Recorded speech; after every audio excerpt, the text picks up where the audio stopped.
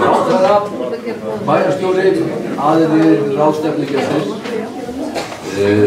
Ég vil byrja á því að óska Eyjafréttum og til hamingju með 100 ára afmælið, Eyjafréttum með áratugi sinn og báðum til hamingju með sameiningu þessara miðla sem ég vona að verði bæði þeim og bæjarbúum til blessunar. Áður en hinn eiginlega ráðstefna hefst með ávarpi ráðherra menningarmála, þá ætlar Arnar Sigurmundsson að rétt að skutla fyrir í stórum dráttum þessa sögur sem hér býr að baki og Arnar gjörðu svo vel áður en einhverjar hafði. Menningar og viðskiptaráðherrar Lilja Bröll, Alfreðsdóttir, aðrir ráðstefnugestir. Ég að fara í það og okkur Gísla Matthíassyni að taka saman upplýsingar fyrst og fremst þróun fyrirtækisins, Eyjaprents í Eyja sínar og ég ná gamla skólanum þannig að ég vil oftast leita aftar í sögunni og við erum stödd á þannig stað núna þar sem þetta hefst allt saman. Á myndinni sem þið sjáið, hún kemur fyrir fljótlega aftur og vonandi bara núna, að hún tekin 1915 af hinum landsþekkta og kannski á þeim tíma þekktasta ljósmyndara Sigfúsi Eymundssyni eða hans fólki sem var að læra hjá honum. Af hverju tek ég mynd af Vestmannaeyjum byggðinni hérna 1915? Ástæðan þetta svo að þá voru hlutirnir að gerast í Eyjum. Með vélbátaöldinni í Vestmannaeyjum sem hófst 1906 þá fjölgaði íbúum gríðarlega mikið og frá 1906 til 1919 þegar að kaupstaðarréttindi voru endurheimt til Vestmannaeyjabæjar og Vestmannaeyjabæjar fékk kaupstaðarréttindi þá hafði íbúum fjölgað frá 1905 til 1919 úr rúmlega 600 í 2000 manns. En það gerist fleira. Vélbátaöldin var upp að framfarabylgju í Vestmannaeyjum. Þá komu bryggjurnar, þá komu fiskhúsin og á þessari hérna mynd sem við erum að skoða, það fátt sem að enn óbreytt. En ástæðan við sjálf, við erum nokkurn veginn stödd hérna, þar sem við stöndum. Hérna eru bryggjurnar að byrja að koma, hún tekin 1915 og það að lengja þessa bryggjur og það að lengja þessa bryggjur. Þessi bryggja enn á sínum stað og þessi bryggja hérna inn í Naustamarsbryggjunni þar sem stóra skemmtiferðaskipið liggur núna við. En húsið sem við sjáum, ég held að það myndi geta að séð hérna, hét í kunnuglega nafni Edinborg.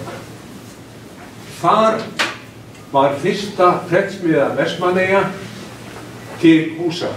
Gísli J. Jónsson sem fæddur 1881 var mikill athafnamaður í Eyjum og á landsvísu og 1917 þegar íbúum fjölgar mikið og mikill driftir í öllu að þá kaupir hann prentvél til Vestmannaeyja og hún var sko ekki ný úr kassanum. Þetta var sjálf prentvélin sem Jón Ólafsson ritstjóri keypti til landsins og var sett upp á Eskifirði 1876. Þannig hún var 40 ára gömul þessi handpressa, handsnúin, en var samt mikið framfaramál og hún hafði frá því hún kom til Eskifjarðar á sínum tíma verið á Seyðisfirði og í Reykjavík og lenti þar í bruna en var seld hingað og kaupverðið var 7.000 krónur á þessari 40 ára gamlu vél og þá var tímakaupið í kringum krónu, þannig getur sagt manni tölvöld það.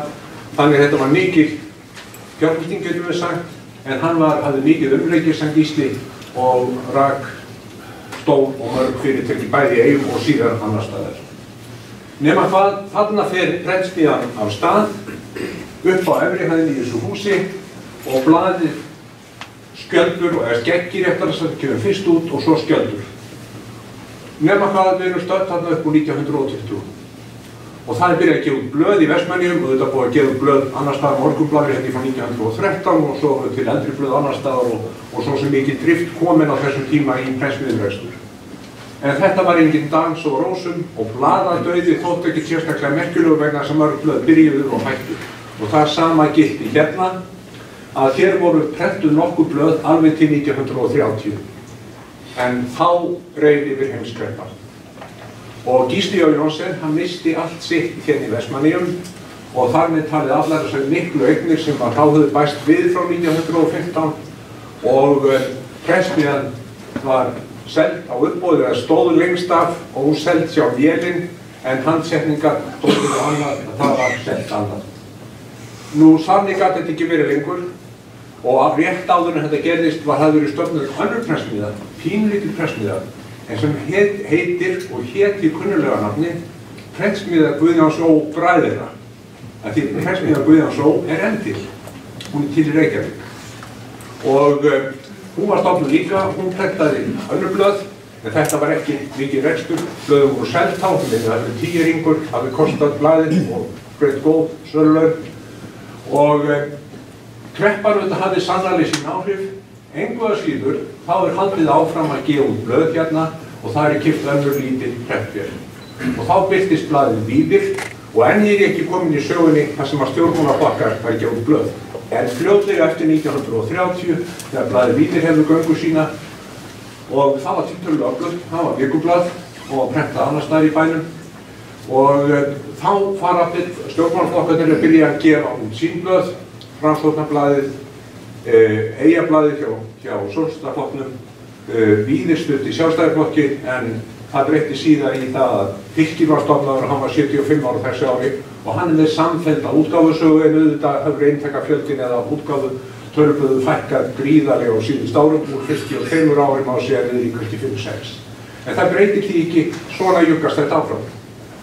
En 1944 þá bindast með samtökum hérna að stofna nýja prentsmiðju og það var prentsmiðjan Eyrún, hún fagnar 80 ára afmæli í ár.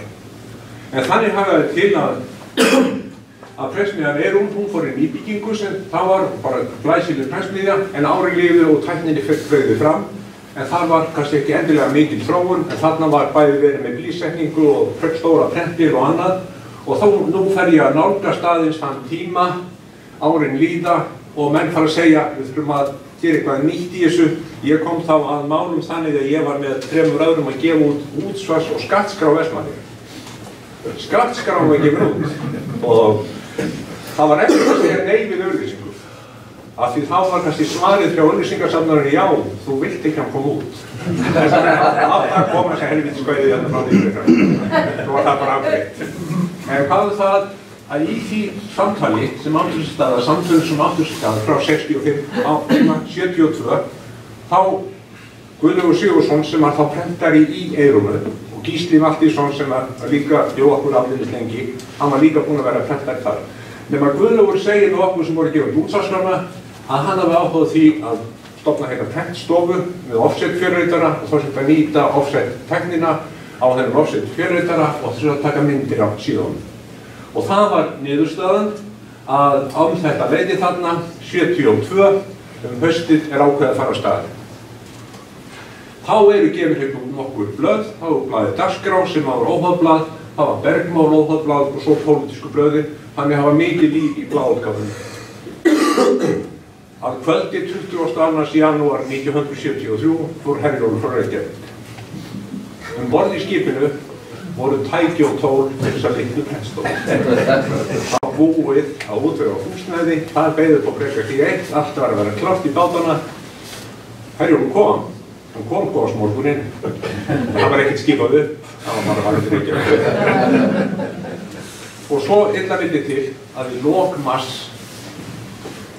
24. mars að ég hygg, þá fór prentsmiðjan Eyrún undir hraun. Hraunið fór þar yfir og hún var við Heimagötu, ekkert langt frá því sem að húsið Blátundur eða minnisvarðin húsin í hrauninu og undir öll tæki eyðilagðust út á þung og þú flutti þau ekki til burtu þannig að það eyðilagðist allt saman.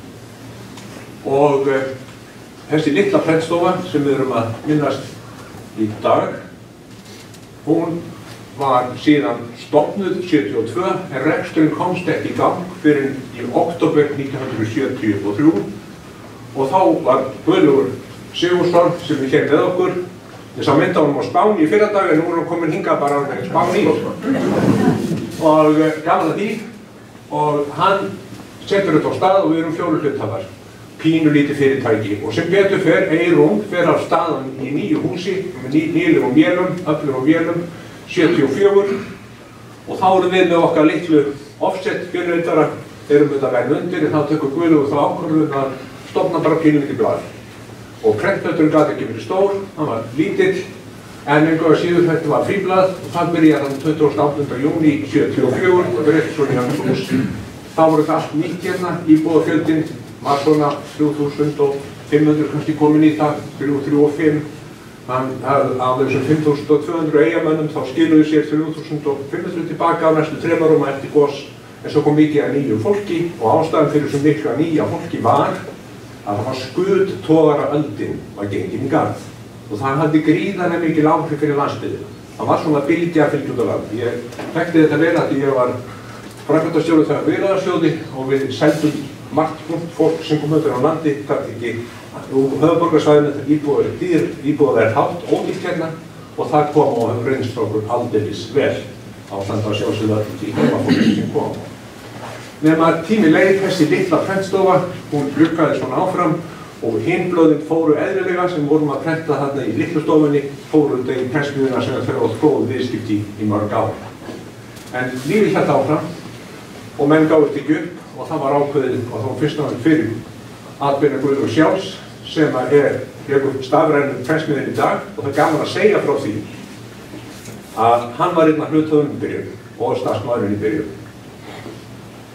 50 ára seinna, hver prentar? Það er prentsmiðið Eyjólfur Guðlaugs Sigurðssonar fjölskyldu, stafræna prentsmiðin í Hafnarfirði. Það er ótrúleg saga að hugsa út í það. Nema hvað, Guðlaugur vann hjá okkur til 1982, þá búið að festa kaup á stærra húsnæði, fórum úr 50 fermetra húsnæði í 150 fermetra húsnæði. En fljótlega eftir við flytjum, þá hefur hann samband við okkur og ákveður það 1982 að flytja til Reykjavík. Og þá voru góð á týr. Starfsmennirnir voru 2, hann var menntaður, prentari og við litum yfir þann möguleika sem við höfðum í stöðinni og hann bent okkur á það og við fylgdum því að tala við Gísla Valtýsson, prentara sem hafði lært á undan honum rétt í Eyrúnum. Svipuðum aldri og hann hafði lært þar og var ekki bara lærður prentari þarna, heldur fór síðar í smiðin og vélsmiðin, sko, hann með 3 fög. En hvað þá hann sló til og vann hjá okkur í 33 ár. Fljótlega eftir þetta, ekki tengstu beinist í byrjun, þá fer blaðinu svona aðeins að vaxa fiskunum hring. 4 sína blaðið og komið í stærra brot. Það var auðvitað 8 síður og svo áranum 85, 6 og 7 þá er þetta svona jugga í 8 til 12 síður og mennum fættir að prenta eitthvað lítið í lit. Við keyptum blýsetningavél hingað. Blýsetningavélarnar voru til og ég man ekki til svona barnaskapurinn var mikið í manni að það var sagt við okkur hvað þessi blýsetningavél og notu til að setja Samuel. Það var bara sögð, það var Grágás í Keflavík sem seldi. Það skiptir hún litlu, en hugsaðu um að horfa í tæknina. Að þetta var slegið inn, það mynduðu stafir, þeim var raðuð upp og svo þurfti að taka þetta úr eða þetta leiðrétta. Það var þetta, þessi tæknibylting með ólíkindum. Og auðvitað bankaði hún hjá okkur. Við keyptum stærri prentvél 1979, keyptum vél frá Árna Valdímarsinni minnum mig, prentvél í Reykjavík prentmiðju, hún hét Andast og hún var ekki mikið aðast í okkur, hún stóð sér bara við þokkalega og nema þarna byrjar svona tæknina eða setningin og jafnvel síðar að geta brotið blaðið í tölvunni, þetta svona smá siglir inn. Og fyrirtækið stakkar og það eru okkur 3 manna og það eru 4 manna. 1992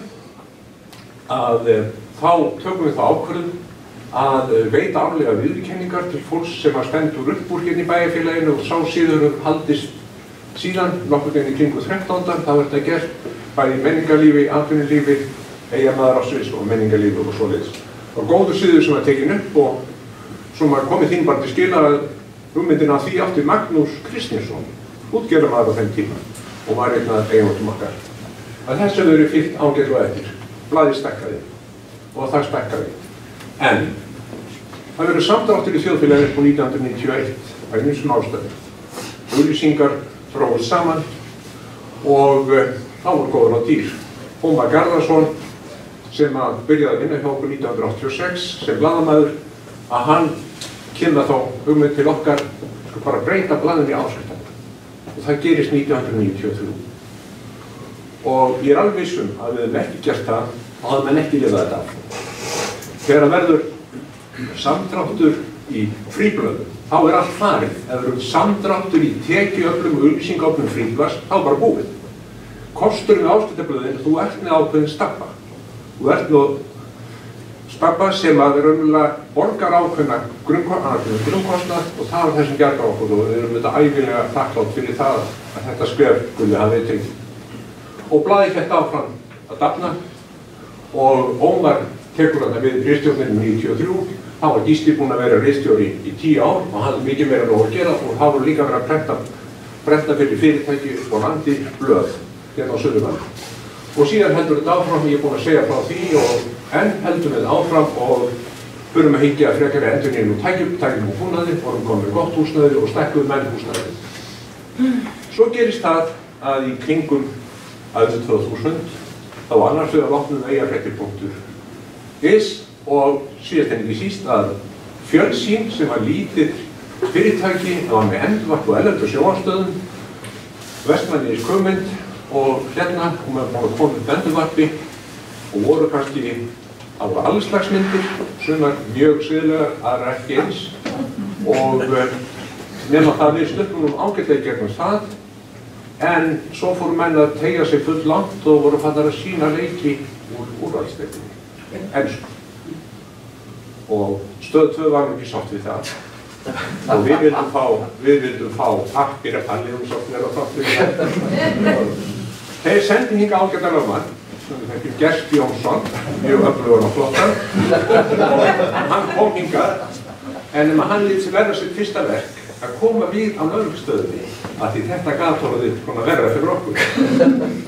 Heldur á lögreglan sé ekki að horfa útsinni. Hann hafði sem betur fyrir hennar húmor og samanlög á þessu og þetta endaði með dómsátt.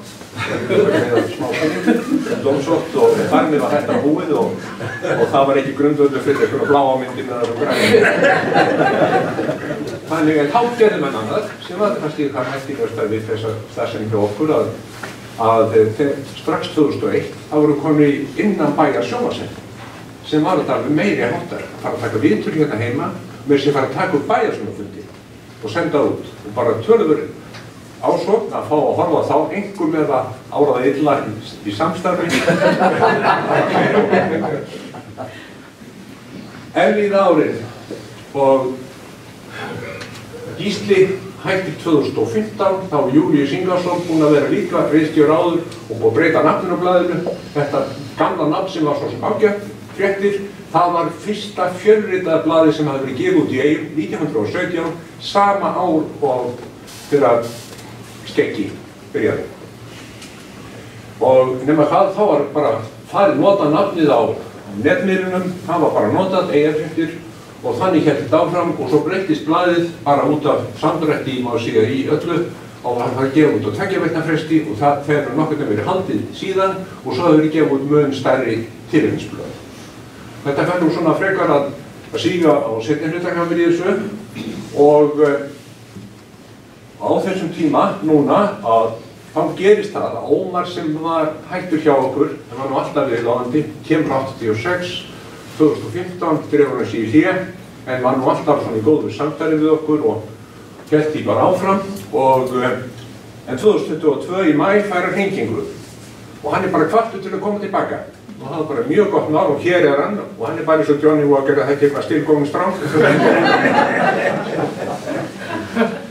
og á þessari síðu ég fyrst og fremst bara að tala þarna annars vegar ritstjórana sem þetta Guðlaugur fyrst og svo tekur Gísli við, svo tekur Ómar, Júlíus, Ómar kemur aftur tíma og 17 þá tekur Sara Sjöfn Grentsdóttir, þá breytist í 2 vikna blað og svo Sindri Ólafsson og svo kemur Ómar aftur og blaðutgáfan hefur alveg gengið og það er nýtt metnaður í þessu en auðvitað má sé tekjuvandamál og ég segi ekki annað í COVID-inu, ég veit ekki hvað þessi rekstur hefði endað hjá svona miðlum, hefði ekki komið til þessi styrkur frá COVID-styrkur, það skilur máli, fyrirtæki sem kannski bara velta 30-40 milljónir að fá 3-4 milljónir, það bara munar öllu. Það er alltaf síðustu krónuna sem það vantar í tekjurnar. Nema þarna semst upptalning á því og Ómar og síðan eins og ég sagði í byrjun, það byrjaði að prenta í eigin pressmiðlum. Síðan þegar við seljum tækin okkar, þau voru pressend til útlandar, eitthvað heima líka, að þá prenta Landsprent en eiga sín og Sæþór Vító sem umboðsmaður okkar enn í dag og stendur sér frábærlega að hann tekur þá alveg og búinn að gera það nokkur ár áður sem starfsmaður okkar og 2019 þá var að stafræna pressmiða sem í eigum fjölskyldu Guðrúnar Sigurðssonar, upphaflega eigendasmið okkur og leturstofan eða Sæþór Vító annast umbrot. Og svo eru formenn stjórnar þarna, það var nokkrir verið og ég var hérna um tíma, 18 ári, en hvað það Trausti Hjaltason í dag og þarna þetta svona ákveðin síðan, svo kíktum við á starfsmannaveltuna í þessi 50 ár. Það eru 40 sem hafa komist á launaskrá fyrir utan bladbörabörn og annað sem ber út og mest að vera svona árunum þegar innanbæja framleiðslan í sjónvarpsefninu, blaðið viku, blað kemur út með 16-20 síður reglulega og við erum að prenta örlítið fyrir aðra, þá þetta í toppurinn. En nú að koma að lokum að þessu hjá mér og ég vil sérstaklega þakka Gísla, Ómari og Guðlaugi fyrir langt og mikið samstarf. Gísla fyrir að aðstoða mig að reyna að ná þessu saman út úr fundargerðarbókum og minni og minnið sem betur fyrir hjá okkur báðum enn í þokkalegu lagi hvað lengi sem það verður. En þannig stillum við þessu bara upp og ég bara óska ráðstefnunni bara sérs besta og fyrir hún bara sem allra fyrst á stað og ég þakka kærlega til mig. Sjálfur hef ég komið að þessu eftir heila starfsævi í fjölmiðlum með tveimur heiðarlegum tilraunum til að hætta því að þá hef ég auðvitað komið að þessari héraðsblaða fréttamennsku og staðarmiðlum undir ýmsum formerkjum, bæði sem fréttastjóri lengi vel á tveimur stærstu ljósvakamiðlunum á RÚV og Stöð 2 Bylgjunni á sínum tíma og síðan sem forstjóri Íslenska útvarpsfélagsins sem rak á Stöð 2 Bylgjuna og svo útvarpsstjóri. Og það var alltaf hægt að undirstrika nógu rækilega hvað héraðsfréttamiðlar að mínu viti spila stóra rullu og sjálfur gekkst í það að ráða bæri kvikmyndatökumenn og fréttamenn víðsvegar um landið, bæði meðan ég var á Stöð 2 og Ríkisútvarpinu á sínum tíma og þannig að mér þetta ljóst. Það eru auðvitað miklar áskoranir og ögranir fyrir þessa miðla ekki síst núna. Rekstrarlega felast þeir fyrst og fremst í því að auglýsingatekjur hafa skroppið saman eins og reyndar á landsdekkandi miðlum með tilkomu þessara samfélagsmiðla og síðan ekki síður hitt sem Arnar kom nú inn á varðandi áskriftapartinn af þessu að með tilkomu þessara miðla þá miklu erfiðara að búa til þennan áskrifanda stabba, fólk sífellt tregara til þess að greiða áskrift að fjölmiðlum þegar það fær obban af því efni sem það telur sig þurfa ókeypis á netinu. Ritstjórnarlega eru svo áskoranirnar sömuleiðis hinnar sömu eins og venjulega. Héraðsfréttamiðlarnir eru auðvitað sem alltaf hefur verið þeim ritstjórnarleg ögrun nándin sem oftast góð en þegar fjallað viðkvæm mál og á héraðsfréttamiðlum þá það náttúrulega þannig að ef það einmitt tilfellið að verið sé að fjalla viðkvæm mál að þá það regla flikar undantekning að einhver staðar í nálægð við þessi viðkvæmu mál eru vinir, ættingjar eða eitthvað sem gerir mönnum erfitt fyrir að fjalla. Þetta hinn stöðuga og eilífa áskorun fyrir miðla sem búa í litlu umhverfi, reyndar alla miðla, en mest fyrir miðla af þessari stærðargráðu. Og svo þetta sem allir einkareknir miðlar stríða við, stórir og litlir, í héraði eða á landsvísu, að það að sannfæra eigendunum það að láta þá í friði. Það að segja að varðveita ritstjórnarlegt sjálfstæði frá eigendum sínum. Látið mig þekkja það, ég stóði því áratugi á landsdekkandi miðli, vonandi með ágætum árangri. Ég ætla ekki að hafa þetta lengra, það eru margir hérna sem eru hér á mælendaskrá, en við skulum það, ég sé að það var svona tregasvipur á fólki að koma inn úr þessu góða veðri þegar sumarið loksins byrjaði hérna. Þannig að við skulum bara reyna að komast þeim fyrst út aftur líka. Lilja Dögg, ég ætla að biðja þig að hún hefur reyndar heiðrað okkur með nærveru sinni alla þessa helgi og ég get upplýst ykkur það að hún ætla líka að koma hingað á þjóðhátíð. Mér sýnist alla líkur á því að hún skipti kjördæmi líka í næstu. Lilja, gjörðu svo vel.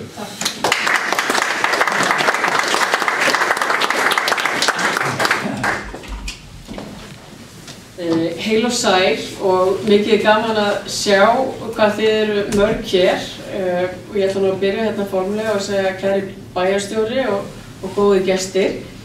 Það er við sannur heiður að fá að ávarpa ykkur hér í dag og ég ætla svona aðeins að kannski byrja aðeins á léttari nótunum en þykir einstaklega vænt þá sögu sem Arnar fór hér yfir og ætla nú að vera á svipuðum nótum en aðeins að byrja hins vegar á þjóðveldinu og ritöldinu og svo ætla ég að vinna mig upp. En ég get verið með smá játningu hér, en ég er vaktabarn. Hvað er að vera vaktabarn? Jú, ég er alin upp á vöktum í tímanum. Og vaktina voru frá 8 til 4 og frá 5 til 24. Mamma var í setning og umbroti og pabbi var blaðamaður á tímanum. Og tími var stofnaður 1917, 17. mars. Ég man þetta auðvitað mjög vel vegna þess að strákurinn minn er fæddur 17. mars og það er að virðingu við tímann að sjálfsögðu og móður sín. En ég er ekkert að grínast með það að vera vaktabarn vegna þess að mér finnst það mjög skemmtilegt vegna þess að þá sá pabbi kvöldin og hann vissi ekkert hvað hann átti að gera við mig og systur mína. Hann fór alltaf með okkur í bíó, í Regnbogann, Háskólabíó og Tónabíó og ég sá allar myndir bannaðar fyrir 16 ára og ég hugsaði alltaf, það er ekki í lagi með þennan mann. Og ég hugsaði alltaf bara, og svo var hann í borgarpólitíkinu, ég hafði stundum svona áhyggjur að myndi sjá okkur undir aldri með pabba en það var alltaf því að var vaktabarn. En ég held að ég hef ekki skaðast af þessu vegna þess að ég naut þess að vera mjög mikið með foreldrum mínum og þetta var svona jafnréttis uppeldi vegna þess að hann sá alltaf þessa kvöldvakt þegar mamma var í umbrotinu og setningu. En þannig kynntist ég þetta blaðamennsku mjög vel og bæði fékk maður mjög sterkt tiltal að maður skrifaði ekki rétt og almennilega og vandaði sig ekki mjög vel og ég tel að maður hafa mjög gott að þessu vakta uppeldi.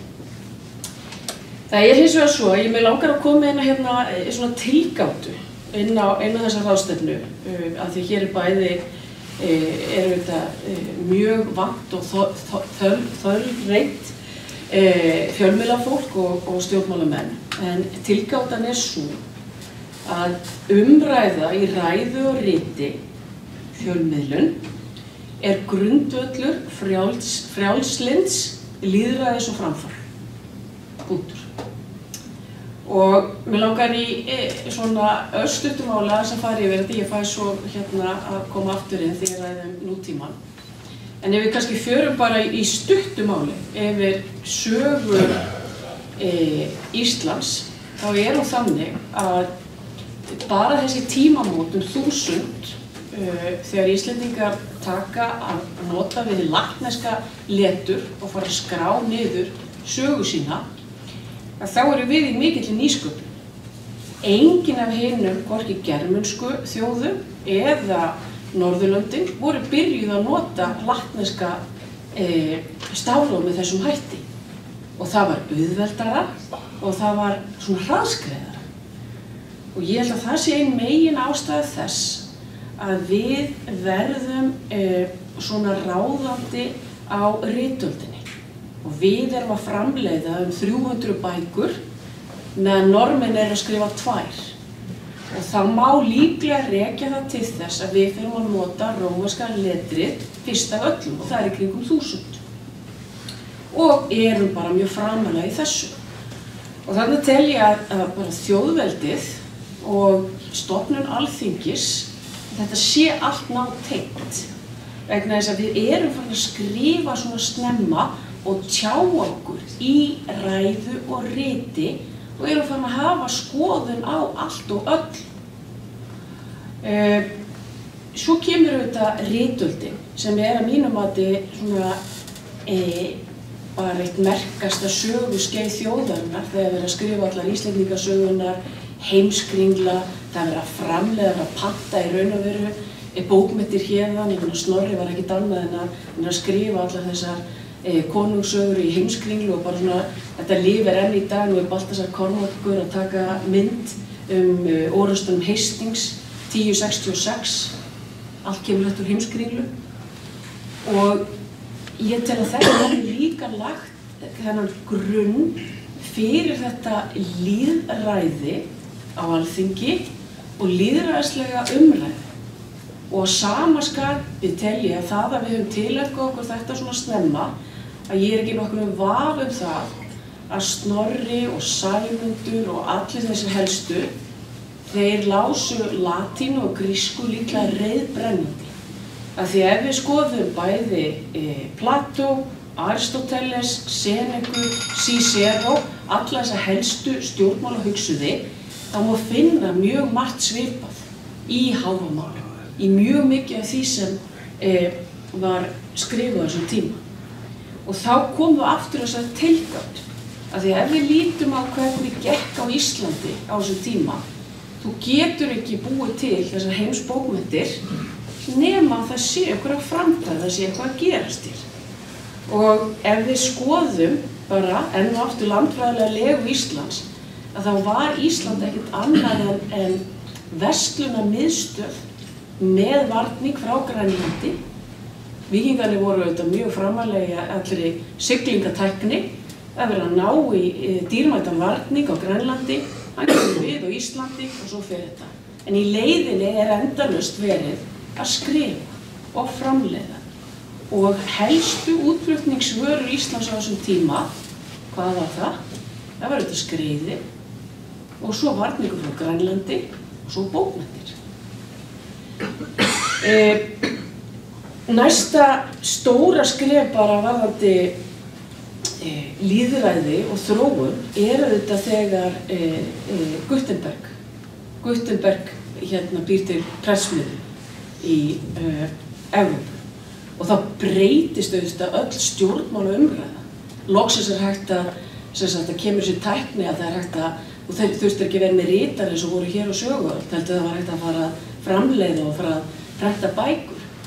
Og hugsið ykkur, ég held að við mann það rétt hvort þetta í kringum 1440, en Jón Arason biskup, hann komið með prentsmiðju hingað. Það deilt það hvort það sé 1525 eða hvort það sé 1535, það skiptir ekki öllu, en bara svona stuttu síðar. Og auðvitað voru klausturinn og það samfélag sem var hér, ég held að siðaskiptin hafi verið algjör mistök, ég ætla ekkert að fara yfir það með ykkur, ég held að bara að halda okkur við, ekki láta Danina hafa komið hingað og náði í alls konar dót sem var hérna, En þetta kemur og með því að það kemur prentsmiðja, þá auðvitað höldum við áfram í þessa ofboðslega miklu bókmenntaarfleifð og náum að sinna því. Svo það auðvitað þannig að þegar við erum komin inn á, þegar stuttu eftir frönsku byltinguna, við erum komin inn á upphaf 19. aldar, að hverjir voru það sem stóðu í stafni fyrir frelsisbaráttu? Auðvitað voru það fjölnismenn, auðvitað voru það Jón Sigurðsson og Tómas Brynjólfsson og fleiri kappar. Og þarna var verið að stofna það Íslenska bókmenntafélag, skírnir og alltaf var verið að skrifa, fjalla hvernig ætlum við að hafa áhrif á það að hér séu betri lífskjör, en það var allt gert í gegnum blöð, í gegnum við skrifaða mál. Og það auðvitað að mínu mati tel ég að áhrif bæði Fjölnismanna og svo Ísafoldar og Þjóðólfs og allra þessara blaða sem var stofnað til á sínum tíma auðvitað grunnurinn að því að þegar kemur svo að því að fá fullveldi og fá svo sjálfstæði, núna sem við fagna 80 ára sjálfstæði, þá það í gegnum mjög umfangsmikla umfjöllun, fjölmiðla umfjöllun, alltaf. og þess vegna var ekki doppelstegt hik á því þegar var verið að taka þessu stóra ákvarðanir sem ég tel að skipta mestu máli þau lífskjör sem við búum við í dag. Svo kemur auðvitað 21. öldin, ég er mjög hratt yfir það, það er bara þjóðveldisöldin og ég er strax komin á 21. öldin, það er kannski munur á mér og Arnar, það er unga fólkinu en það kannski líka mér. Ég tel að núna erum við auðvitað á algjörum tímamótum og búin að vera á þeim í nokkur ár og það er alveg eins og Páll Magnússon kom inn á, það eru miklar áskoranir og það tengjast auðvitað fyrst og síðast þessu rekstrarmódeli fjölmiðla. Það er að segja auglýsingar, 50% af öllum auglýsingatekjum eru farnar úr landi. Þetta er cirka 20 milljarðar pottur og 10 milljarðar þessu. Auglýsendur fara inn á YouTube, fara inn á þessi samfélagsmiðla og þetta er þessi áskorun sem við stöndum fram fyrir. Við höfum innleitt fjölmiðlastyrki og þeir hafa verið langt frá því að vera óumdeildir.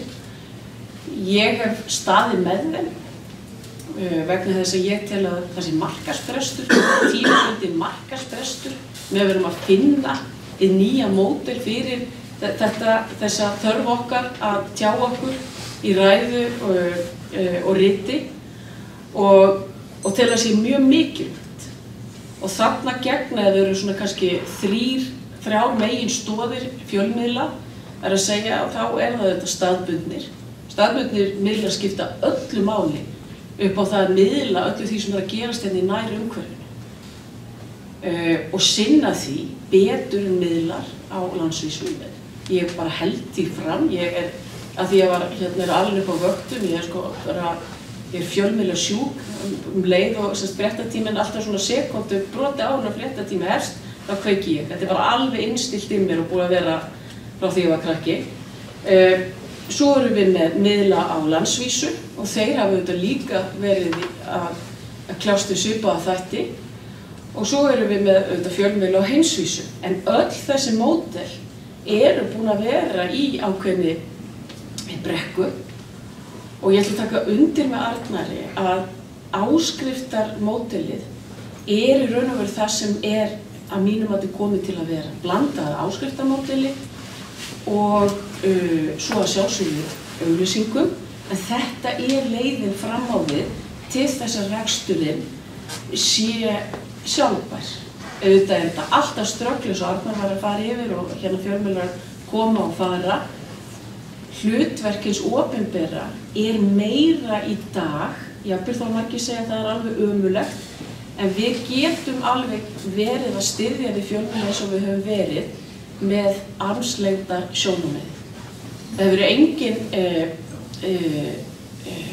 gagnrýnt í raun og veru þá úthlutun sem hefur átt einhverju skiljiði, en við höfum nálgast þetta eins faglega og okkur er frekast und. Af hverju? Út af þessu mikilvægi. Af því að ef þú ert ekki með virt frjálslynt lýðræðissamfélag, þá er ekki framfarir. En þetta snýr ekki bara, eins og ég var að reyna að fara hérna að, bara rekstri fjölmiðla, heldur þetta snýra þessari grunngerð samfélags sem við höfum og það sem við erum með lífskjör í topp 10 í veröldinni. Í topp 10.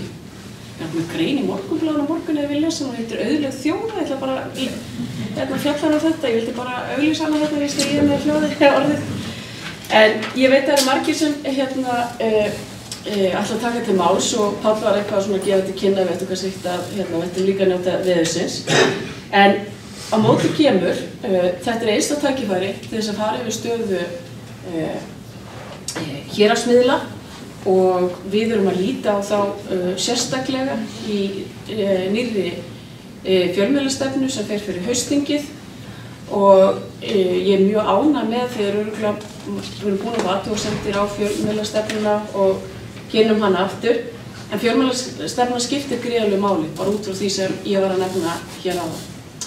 En kæru gestir, ég þakka fyrir mig í bili, mér skilst að Ómar ég að koma aftur hingað eftir, já. Þannig ég ætla bara að láta þetta duga í bili, en kæra þakkir.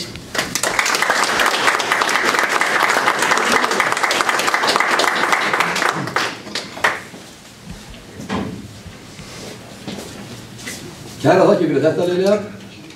Byrjaðir á landnáminu bara og rendiði svo í gegnum þetta, sem var fínt. Gunnar Gunnarsson, ritstjóri Austurfréttar og Austurgluggans, hefur pælt meira í þessum málum stöðu héraðsfréttamiðla en ýmsir aðrir. Gjörðu svo vel.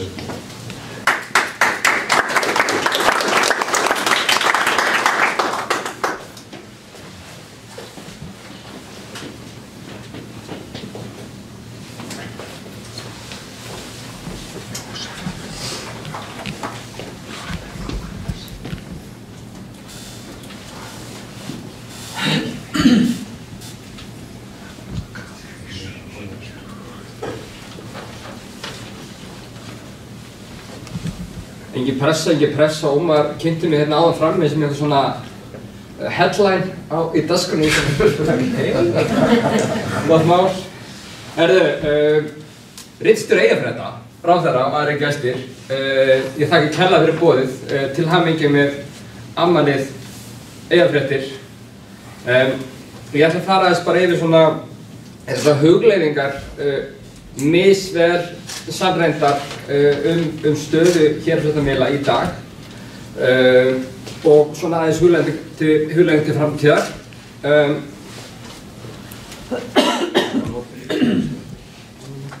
Bara aðeins sjálfa mig og hvað ég kem.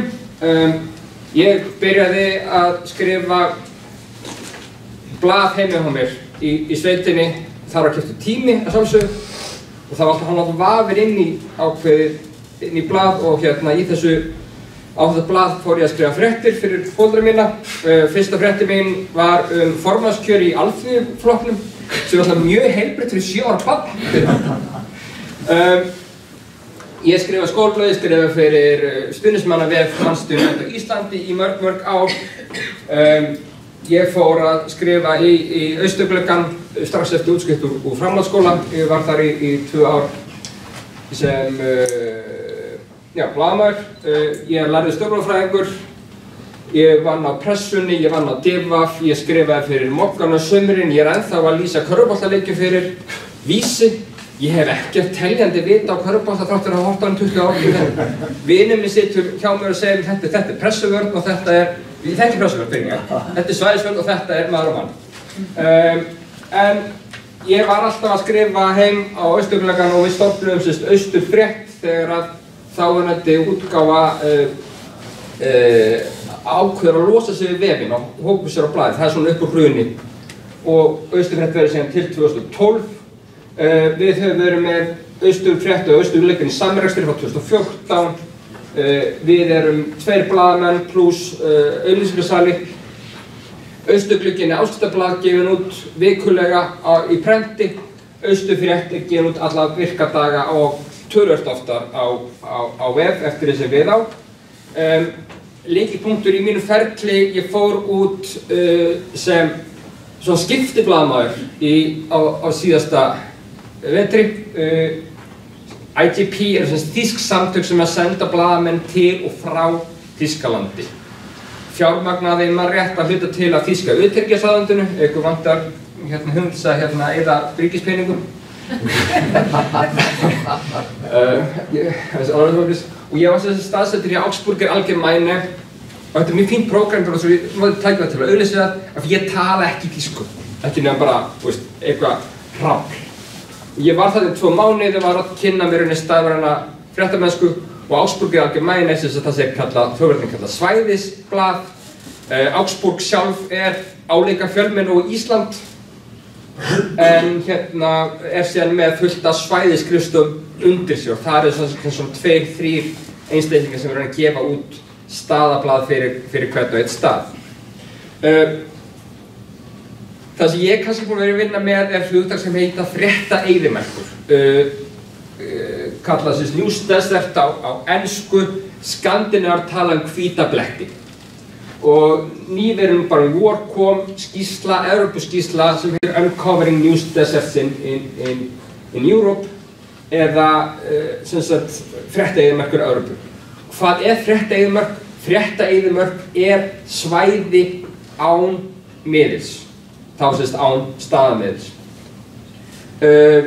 Það gerist þetta á þeim stöðum að fjölmiðla skorti, þátttaka í lýðræði, allan hátt hún hnignar, spilling eykst, samheldni í samfélaginu, þetta eitthvað sem við sjáum í rannsóknum erlendis frá, samheldni í samfélagi minnkar og við náttúrulega missum af því að skrásetja samtíma. Síðan komum við yfir það sem búið að tala það einhver leið í dag, það rekstraráskoranir í dag. Það lækkandi tekjur og auglýsingum, þær fara til stóru miðlana, Facebook og Google, það alþjóðlegu hringja. Fólk kemst í efni sem það vill ókeypis eða að beina sig áskriftum í annað, menn að flest heimili í Íslandi í dag eru með áskrift af Netflix og Spotify og þetta leiðir til þess að hefðbundin blaðamennsku hnignar með fækkun blaðamanna og það eykst líka, það aukast afkastakröfuna þá sem eftir eru. Við skulum gera okkur grein fyrir því hvað við í dag erum að skrifa margfalt fleiri fréttir heldur en þeir sem voru hérna fyrir 20 ára síðan. Styrkir víða til en þeir eru misvel útfærðir. Yfirleitt eru tiltölulega best útfærðir á Norðurlöndunum. Í þeim ríkisstyrkjum sem til eru fyrir fjölmiðla eru vaxandi áherslur á staðamiðla af því að stærri miðlarnir eiga betra með að ná sér í auglýsingatekjur eða áskriftartekjur. Þarna verið að styðja við til að koma veg fyrir fréttaeyðimörkurnar. Ég tek undir mörgum leyti með því að stafrænar áskriftir séu framtíðin. Sú bylting varð út í Evrópu fyrir svona 5-6 árum síðan, 2018-19 ferðu meira meina allir miðlar sig í Evrópu í stafrænar áskriftir. Við erum ekki komið þangað, en þá Skessuhorn svona fyrsti hérhestamiðlar sem tekur stóra skrefið inn á í það skref, það átt. Við erum að setja út með það sem fréttamenn og bara gegnum stéttina. Við erum búin að gefa vinnu okkar frítt á netinu í 20-25 ár. Áskoranir líka hérhestamiðlum, starfsfólk eldist, það lítil, það taka okkur endurnýjun, menna, endurnýting á Ómari hérna í þriðaskiptið og það líka lítil endurnýjun með lesenda. Við erum ákveðum kannski, við þurfum að leggja okkur ná til yngri aðila. Dreifingarleiðir hérna hafa veikst, þetta líka, þetta hluta sem eru í skýrslunni sem tala þessara evrópsku hluta sem bara eitthvað sem við sjáum en ég gæti staðið hérna sérlega í klukkutíma og vælt út á Íslandspósti, ég ætla ekki að gera það en það ekki frábær staðan þar. Við dreifum í Íslandspósti Austurlandi með dreift svæði. Og svo aftur að þessu sem við klímum við alþjóðlegir risa sem ekki þurfa að framfylgja lögum. Facebook getur selt áfengisauglýsingar sem ekki hefur engan áhuga á, en það er ekkert stopp þar. Facebook ekki að borga vask hér á landi. Facebook fylgir ekki fjölmiðlalögum eða öðru slíku. Og svo við að lenda í því að prentun að hækka með pappír að vera dýru utan á Evrópu. Þetta samantekt sem ég gerði í vetur á svona sirka stöðum í íslenskum hérhestamiðlum. Og þetta kannski ekkert alslæm staða. Við erum með hérna, margfaldið með mér í 7x4, 28. Og þetta eru alls konar miðlar sem að koma út á litlir og stórir. En margir eru það sem við myndum kalla örmiðlar. Ein manneskja á bakvið, jafnvel ekki í starfi við miðlinn, ekki eins og hlutastarfi. Þetta bara eitthvað sem fólk gerir á kvöldin að áhugamáli. Ég koma aðeins betur á það þegar ég fer að stígskrifa eftir. Við höfum samdrátt Skarpur og Vikudagur Akureyri eru sameinaðir í Vikublaðið. prentútgáfa BB á Ísafirði horfin. Það búið að vera einhver hreyfingar á Suðurlandi, sunnlenskar horfin úr prenti. Það einhvern sem tekur til þess að Suðurglugginn. Það hafa verið borgarblöð sem hafa virðast að vera að hverfa þarna í Grafarholti, Árbæ, Grafarvogi. Og svo eru náttúrulega stór áföll, eða áföll ekki áföll, en N4 hvarf á sjónarsviðinu í byrjun árs 2023 og síðustu áramót hvarf Eystrahorn almennt. Og þar með verður kannski til það sem að klár fréttaeyðimörk á Íslandi. Landsbyggðin hvað ég dekka fyrir landsbyggðina Morgunblaðið skar af upp úr hruni, meira minna þá sem voru í fullu starfi. Morgunblaðið allt með fréttareitor sem bara víða, en allavega Morgunblaðið sín til var með skrifstofu á Egilsstöðum, hún var skorin af yfir hruni. RÚV lagði niður svæðisstöðvarnar þar maður hækkaði störfum í blaðamennsku á Austurlandi 4-5 á einu vettvangi. Það einn starfsmaður RÚV sem dekkar allt Austurland og hann með Hornafjörð líka, annar með Vesturland og Vestfirði. Mér svona sýnist að við séum líklegri til að finna starfsmenn sem vinna á landsdekkandi miðlum í dag sem búsettir eru erlendis og vinna fjarvinnu þaðan heldur en að vinna fjarvinnu utan að landi.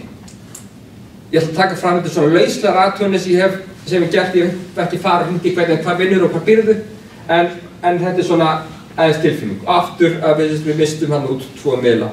En þetta kannski allt saman sér að leiða, þetta á yfir áhrif á hvernig landsbyggðin og okkar samfélag endurspeglast þegar kemur fram í fjölmiðlum. Af því það staðreynd, það alltaf auðveldar að vinna efni fyrir nálægt okkur. Það eru tengslin og það bara ódýrara að afla þess. Ok, örmiðlar sem var að byrja að tala áðan, þau eru litli miðlar stjórna að fáum eða einum, jafnvel ekki fullu starfi, mikið bara orðaða fréttatilkynningar ef einu sinni það. Þetta er algjörlega lágmarks efnisvinnsla og sama engin ritstjórn. Þeir eru brothættir, en allir héraðsmiðlar, hversu stóri sem þeir eru, þeir skipta máli á þeim stað sem þeir eru. Ok. Þetta myndi sem ég teikna af Íslandi sem fréttaeyðimörk. Það er hægt að gera hana verri og það er hægt að gera hana betri. Þetta eru miðlar sem mér telst til að séu með að minnstakosti 2 eða 1 eða fleiri blaðamenn á launum og reglurútgáfu. Og það er Austurglugginn, það er Vikublaðið, það er Feykir, Skessuhorn, Víkufréttir og Eyjafréttir. Ég gæti gert þessa mynd betri með því að taka BB inn í hana á Vestfjörðum. BB að því ég best veit einn blaðamaður sem býr ekki á Vestfjörðum í dag. En tökum þetta á hann, hann mjög duglegur. Ég gæti líka fegra myndina með því að taka daskarna á Suðurlandi sem gefur út á Selfossi, ef maður rétt. Það myndi dekka eiginlega allt, sem allt Suðurlandi.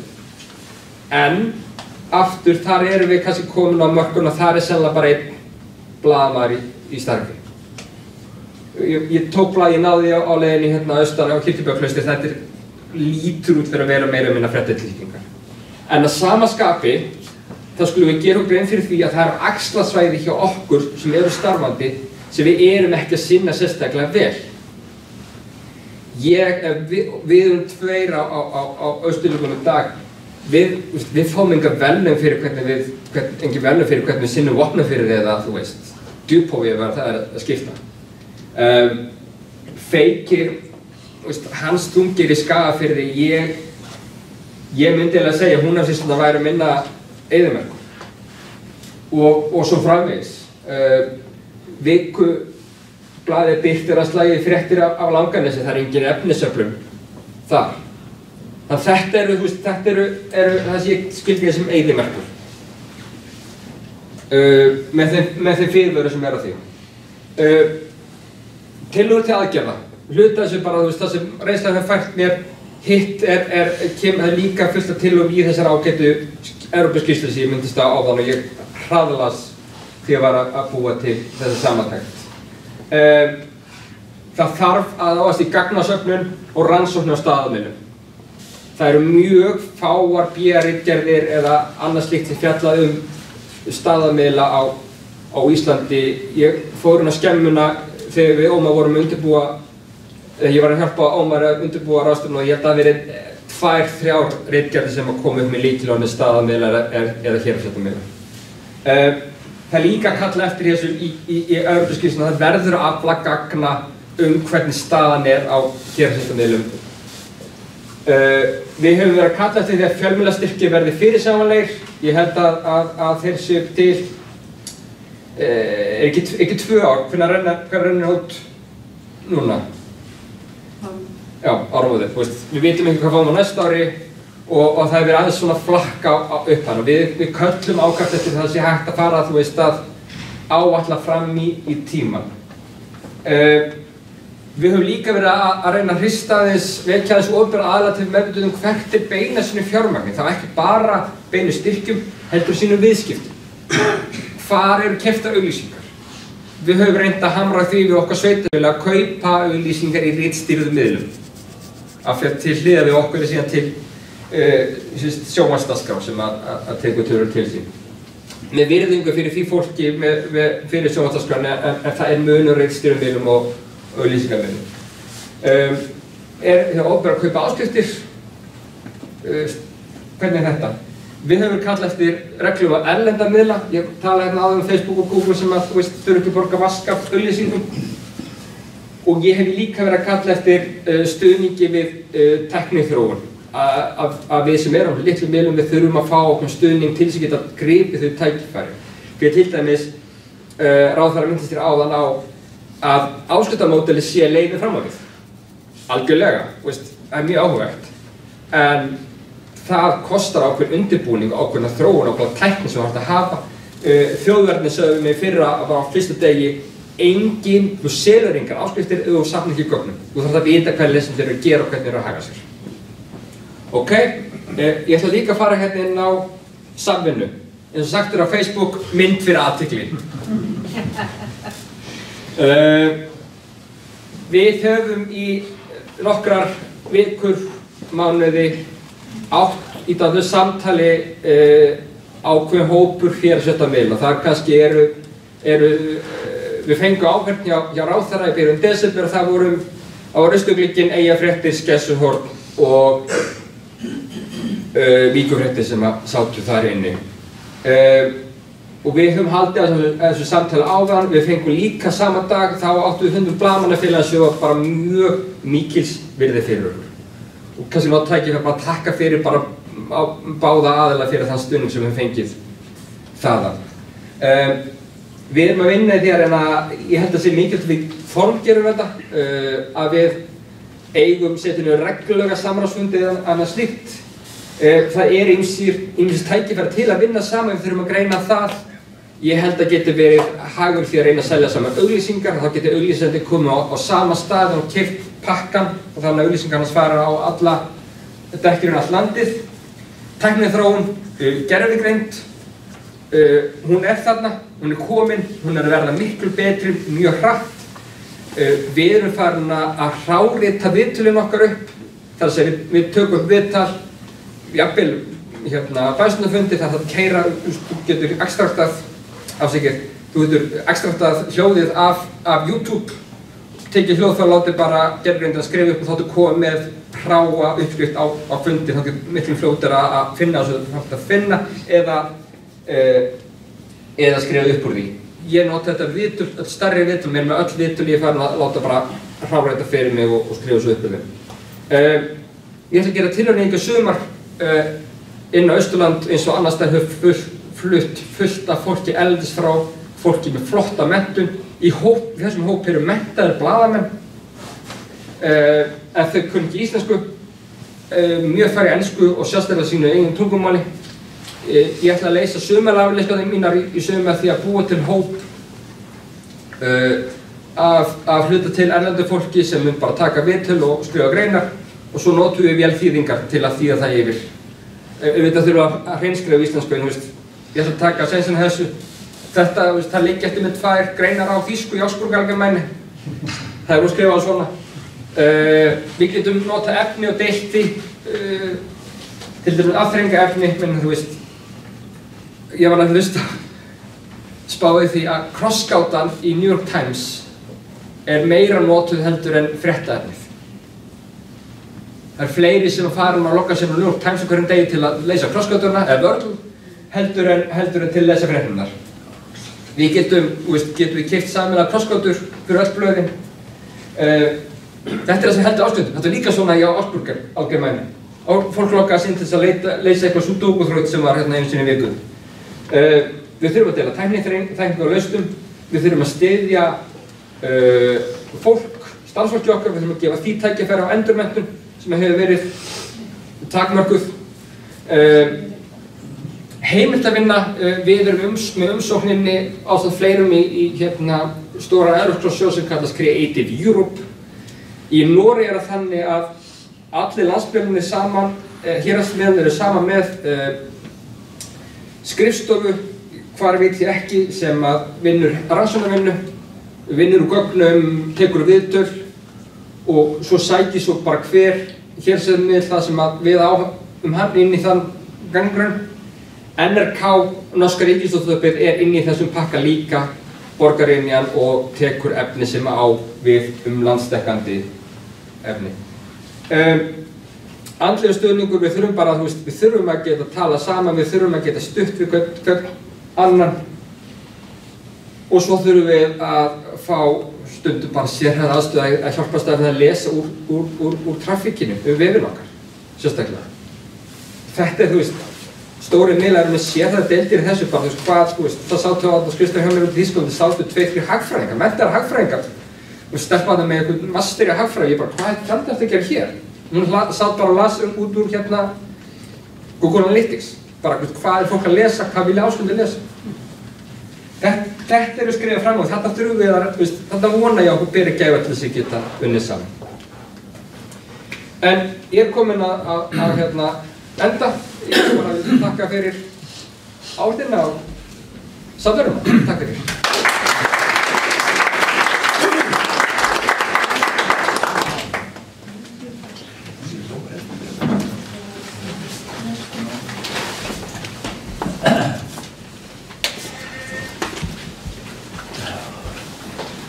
Takk fyrir þetta, Gunnar. Þetta var stórfróðlegt erindi.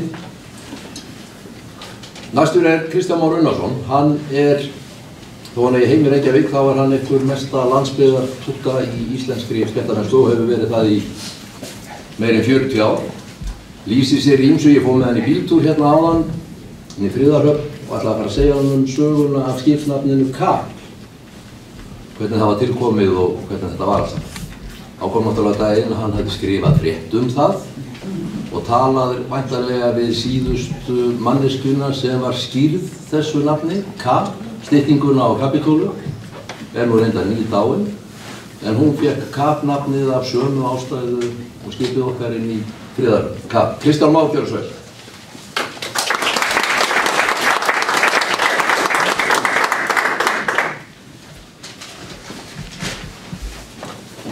Ráðherra, forseti bæjarstjórnar, bæjarstjóri og aðrir gestir, ég þakka kærlega fyrir boðið og við byrjaði í ósköpum til hamingju með afmælinu öll, þetta mörg afmæli víst og með að hafa eignast sameinaðan og vonandi miklu sterkari fjölmiðil. Ég leiði mér að varpa þessari spurningu fram hvers vegna í ósköpunum ætti ég að hafa áhuga á fréttum úr Vestmannaeyjum og hvaða erindi eiga þær yfir höfuð til annar en bara Eyjamanna. Þótt ég setja þessa spurningu fram í fyrstu persónu, þá ætla ég að nálgast svarið fyrir hönd annarra fjölmiðla neytenda í svipum sporum og ég sem eru ekki Eyjamenn og eiga enga rætur í Eyjum.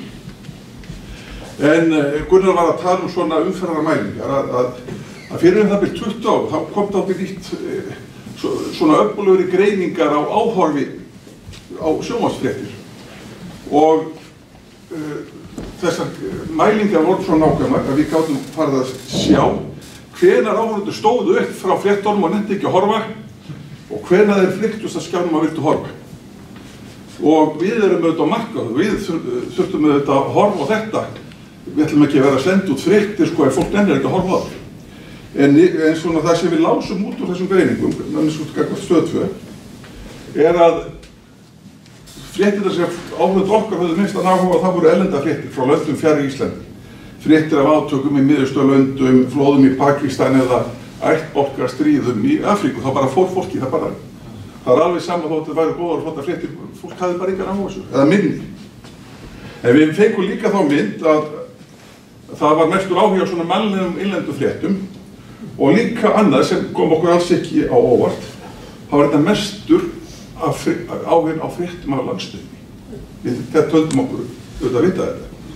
Og þetta var til þess að stjórnendur og fréttastofuna ákváðu svona breytum áherslu. Við höfðum verið þetta 3-4 erlendar fréttir hverjum einasta fréttatíma. Við ákváðum bara, heyrðu, drögum úr þessu. Það skiptir ekki máli þó að séu bara 1-2 á dag, jafnvel engin. En í staðinn vorum svona góða vonir, ætlaðu að vera svona herð okkur í innlendar fréttunum.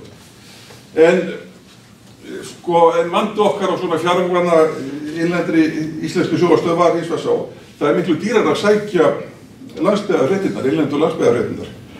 Og meðan Páll var að byggja upp fréttastofuna, hann hafði mikið metnaði til þess að styrkja landsbyggðarfréttirnar og fréttastofan hafði verið með útibú að bæða á Akureyri, Egilsstöðum og mjög öflugt fréttaritaranet eins og að Gísli Óskarsson hér í Vestmannaeyjum. Hann var að senda okkur nánast vikulega góðar fréttir og áttum mjög gott samstarf við hann. En því miður þá hefur þetta svona þurft að víkja í svona samdrætti, þessi mikla svona, já bara starfsemi út á landi. Þetta voru nokkur stöðugildi sem voru út á landi. En það var segist að okkur var það augljóst af áhorfsmælingum að fréttir á landsbyggðinni, af stöðum eins og í Vestmannaeyjum, þær höfðu miklu víðtækari skírskotun en bara til þeirra sem búi í eyjum eða eiga rætur í Vestmannaeyjum. En hvað þá skýrir þennan áhuga? Maður hefur auðvitað spurt sig að þessu, ég er búin að starfa í þessu fagi í 44 ár. Og það er kannski bara, fyrst til að svara bara þetta fornkveðna og háamálum, maður manns gaman. Við viljum vita og fáum í gegnum sjónvarpsfréttir, sín á hvernig tilverðin er hjá öðrum í landinu. Við viljum vita hvernig fólk hefur annars staðar líka. En líka svona á sama hátt og til fyrir öllu þá var flökkufólk umborið vegna þess að það komi fréttir á milli sveit og milli bæja. Og það þótti alveg þess virði að hýsa það og kosta það og gefa þeim mat fyrir að fá fréttir. Men borguðurum fyrir fréttir þannig að þetta Gunnar. Það er alveg þess virði að gefa mig blaðamann með hvað að éta til þess að flytja fréttirnar. En sem sagt svo nú koma aftur þess að spyrja, akkur ætti ég að hafa eitthvað sérstakann áhuga að fá fréttir og gera fréttir úr eigum sem hef engin tengsl hérna, ég veit ekki til þess að neina mínum forfeðrum hafi búið hér eða ég neinn skildminn eða nokkur tengsl, akkur ætti ég að vilja að fá eitthvað hér. En það er nú svo í gegnum lífið að það myndast svona tengsl og það vill svo skemmtilega til að hann Guðlaugur Sigurðsson sem er hérna, fyrir það byrja áratug, þá fá hann sambúð með mákonum minni, þannig að stofnandi eiga þetta, við erum eiginlega að svila núna. Og svo er hann eiginlega frægastur fyrir að vera sko í frægastur hljómsveit Eyjamanna. Lófa mér ekki, erum ekki að nú til. Ég var rótari þar. En svo var önnur til, og hún var dálítið spennandi. Ég átti nefnilega afabróður sem satt hérna í bæjarstjórn í 24 ár, það var meira sem fyrir Framsóknarflokkinn. Afi minn bróðar að samvarenda krati. Við svo var í lagi. En það var ekki það sem ég hótti mest spennandi og afabróður minn að hann sæti hér í bæjarstjórn heldur stóra leyndarmálið hans. Og þetta var nefnilega dálítið mikið leyndarmál og það snerti líka frægasta son Vestmannaeyja sem gerir þetta ennþá meira spennandi. Já, segja allir, nú kom að skoða fréttirnar. Því að hann hét Sveinn Guðmundsson og þessi frægi sonur Vestmannaeyja, hann hét Helgi Tómasson. En sérst leyndarmáli var það að Helgi var ekki Tómasson. Hann var sonur Sveins aðabróðins. Og þetta var fjölskylduleyndarmál, ég þykist nú vita allir ég hafi líka vita þetta. En sem sagt, Helgi staðfest að þú sjálfur í ævisögunni fyrir 10 árum, þannig að þetta ekki leyndarmál lengur. En sagan svo, og svo ég beini þessum líka til sko nýrra ritstjórnar, það eru svona fréttir sem selja mest. Þetta eigi þið að hugsa ykkur fyrir 80 árum, sko, bæjarfulltrúi Framsóknar. Þetta gerist í staðni að hann stofnaði kórsinn, Vestmannakórinn og var formaður kórsins, kórsstundar, ég var ekki að fara að segja þetta. Þetta eru fréttir sem hann spennandi. Ef við höfum veðlega svona gula pressu fyrir 80 árum að fjalla þetta, sko, þetta eru vinsælstu fréttirnar sem eru mest lesnar í dag, sko, framhjáhald áhrifamanna. Því væru nú fyrir eigafréttir 1940, sko, bæjarfulltrúi Framsóknar á Kórahöngum langt fram á nóttu. Það var svo.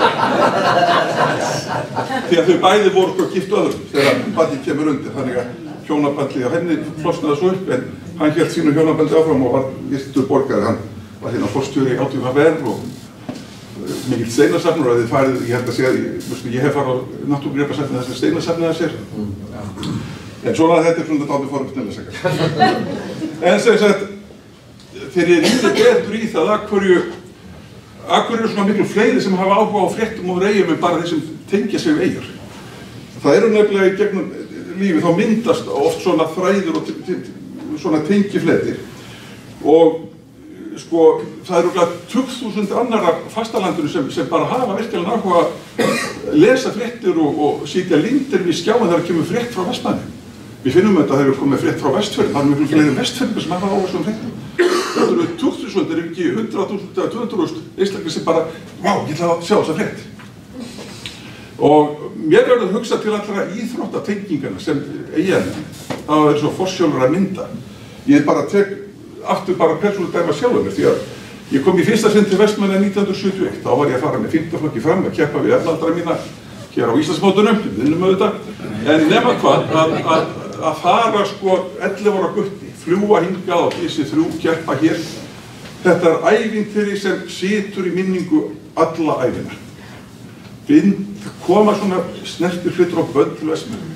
Hugsið ykkur svo all Polla og Pæjumá og hvað þau heitur. Öll þessi ungmenn, þessi krakkar sem koma hingað í ævintýraferð, þau bindast svona mynda tengsl við eyjar, þau hafa fyrir vikið mínum mati, alveg svo ég upplifði það, meiri áhuga fyrir vikið að fylgjast með fréttum sem koma frá eyjum. Svo ég tala ekki alla þjóðhátíðargestina sem þið fáið hér á hverju einasta ári. Á hverju ára koma sko ungmenni, lenda í miklu ævintýri, eiga sér yfirleitt dásamlega og skemmtilega helgi, ástæðarævintýri þess vegna, en þetta skilur eftir tengingar við Vestmanningar. Þetta er rosalega góð markas svona setning fyrir sko aflar sko frétta neytenda úr Vestmanningar. Þannig að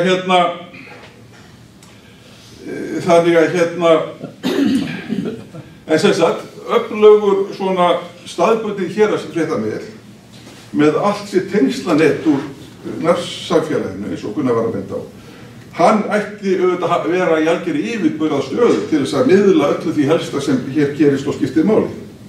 Og eftir að internetið sko var mikilvægasta miðlunarleiðin, þá er þessi miðill í raun ekki lengur staðbundinn.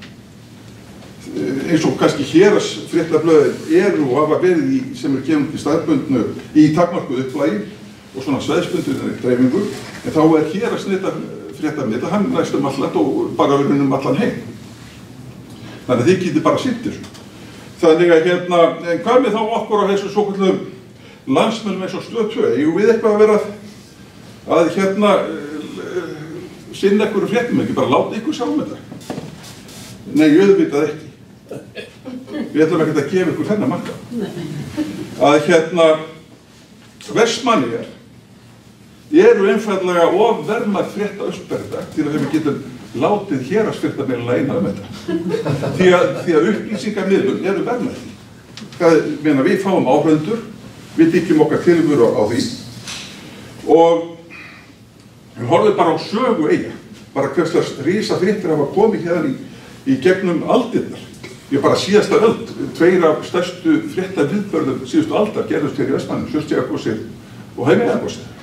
Og stærsti viðburður 17. aldar var sennilega Tyrkjarafið. Þannig að þetta eru risa fréttir sem gerast hérna. Nú, þegar allt snerist fisk og aflafréttir, þá voru þær fréttir svona fyrir tíma kvótakerfis sem ég ábæði miðlum. Kvótakerfi eyðilagði eiginlega þessar fréttir. Nema, við höfum með það tóldið ævintýri sem er loðnuvertík. Ég elska það vegna þess að það er þessi við erum búin að vera nokkrum sunnum með Billa hér í beinni útsendingu á Hafnarbakkanum. Og bæjarstjóran líka, að þetta er svona öðruvísi, þetta er svona þessi stemning eins og var í Síldveiðunum sem okkur dreymdi að hafa. Nú þannig þá beinist athyglin auðvitað að þessari stærstu loðnuverstöð landsins. En það mér finnst líka alveg furðu merkilegt hvað eigi að hafa oft verið komist í heimsstyrk. Ég efast að séu margir staðir á Íslandi sem hafi komist í svona heimsfjölmiðla eins og eigir. Tökum bara beinu útsendingu þegar Keiko var að koma.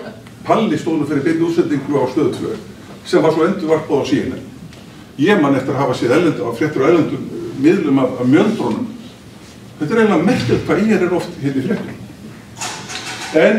Og það eru þetta, bara fyrir sjónvarpsfréttamenn, þessi umgjörn algjörlega mögnuð. Því að við þurfum að hafa auga fyrir myndrætni hlið frétta, það gerir Vestmannir alveg sérlega spennandi. Ég stundum nánast lent í valkvíða með að velja með bakgrunn og maður hafa heimaklætt, Höfnina, Eldfell, mér sé eins og núna bara Eyjafjallajökull. Þessi sviðsmynd, það er alveg sama hvert og beini myndarinni, hún er algjörlega mögnuð. Ég efast að það séu margir staðar á Íslandi sem bjóða upp á svona góða sjónvarpsmynd. Það gerir þetta bara ennþá eftirsóknar að verða að koma hingað. En ég hef auðvitað líka svona fyrsta fréttin sem ég gerði hérna, hún var eitthvað svo erfiðasta sem ég gert. Það var þegar belgíski togarinn Peregró strandaði, heitir Hraunum, fórust margir belgar og belgíski sjómenn líka 2 Íslendingar björgunarmenn. Og ég var á staðnum þegar þetta alltaf var að gerast og lendi mér í því lífsreislu þegar ég var að ganga þetta tilbaka eftir einhverju Sandfjörðu og þá var eitt lík rekið upp í fjöru af belgískum sjómanni og það var að búa undir það og ég tók þátt í að bera það. Þetta er svona ýmislegt sem maður lendir í hérna. Þetta er svona útúrdúr, en svona... En þess að Vestmanneyjar, það er líka virðast vera svona endalaus uppspretta innlendra frétta. Bara sjá bara núna, það fréttir af Málafellunum hjá Huginn, ég sé nú að... Nei, á Vinnslustöðin og allt þetta, Nú, Balli gæti nú verið lent í vandræðum út af þessu listaverki sem að fara að gera hérna. Jæja. Og nú það er verið að byggja upp hérna magnaða fiskeldisstöð. Svo bara stærsta frétt hverjar verslunarhelgi er þjóðhátíð. Og sem betur fyrir það nú oftast jákvæðar. Þannig að, og svo er svo gott að eiga svona Hauk í horni, svo fórstu að bæðistöð og fyrirvændi fréttastjóra, sem getur skaffað sjálfur fréttirnar af klopningsbánum sjálfstæði. Það er djónlega að hafa svona með. Það er bara að halda fram að búa til fréttir. En það verður samt að játast að þýðingar mesta uppspretta upplýsingar fyrir okkur af því sem er að gerast hér í Eyjum auðvitað það sem við lesum á héraðsmiðlum. Við gætum, starfið okkar væri miklu erfiðara ef við hefðum ekki aðgang á ykkar miðlum og það væri gott að styrkja þetta samstarf. Þannig að þið verðið bara að vera á það því að við treystum alltaf á það að fá upplýsingar líka frá ykkur. En svar mitt að þessari spurningu, svo ég bara ljúki málum minu, hvernig í úrskupunum ég ætti að vera að hafa áhuga á fréttum hérna frá Vestmönnum. Það er bara einfallega þetta. Þetta er bara góð söluvara. Þetta er bara heilega góður business. Ég þakka kærlega fyrir þetta. Þakkaði fyrir þetta stórskemmtilega erindi, Kristján Már. Þetta var eiginlega eins og einn góður fréttatími, smá sex, smá þetta, smá hitt.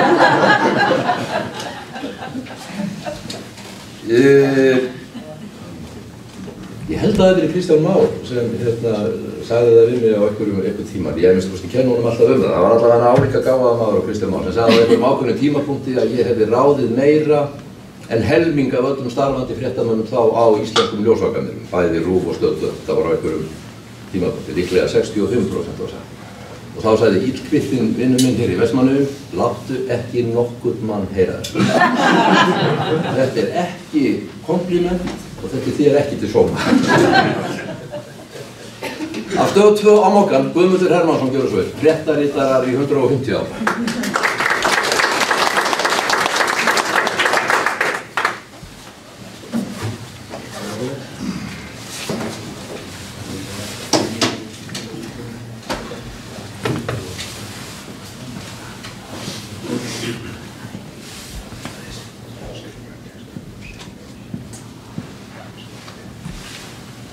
Já,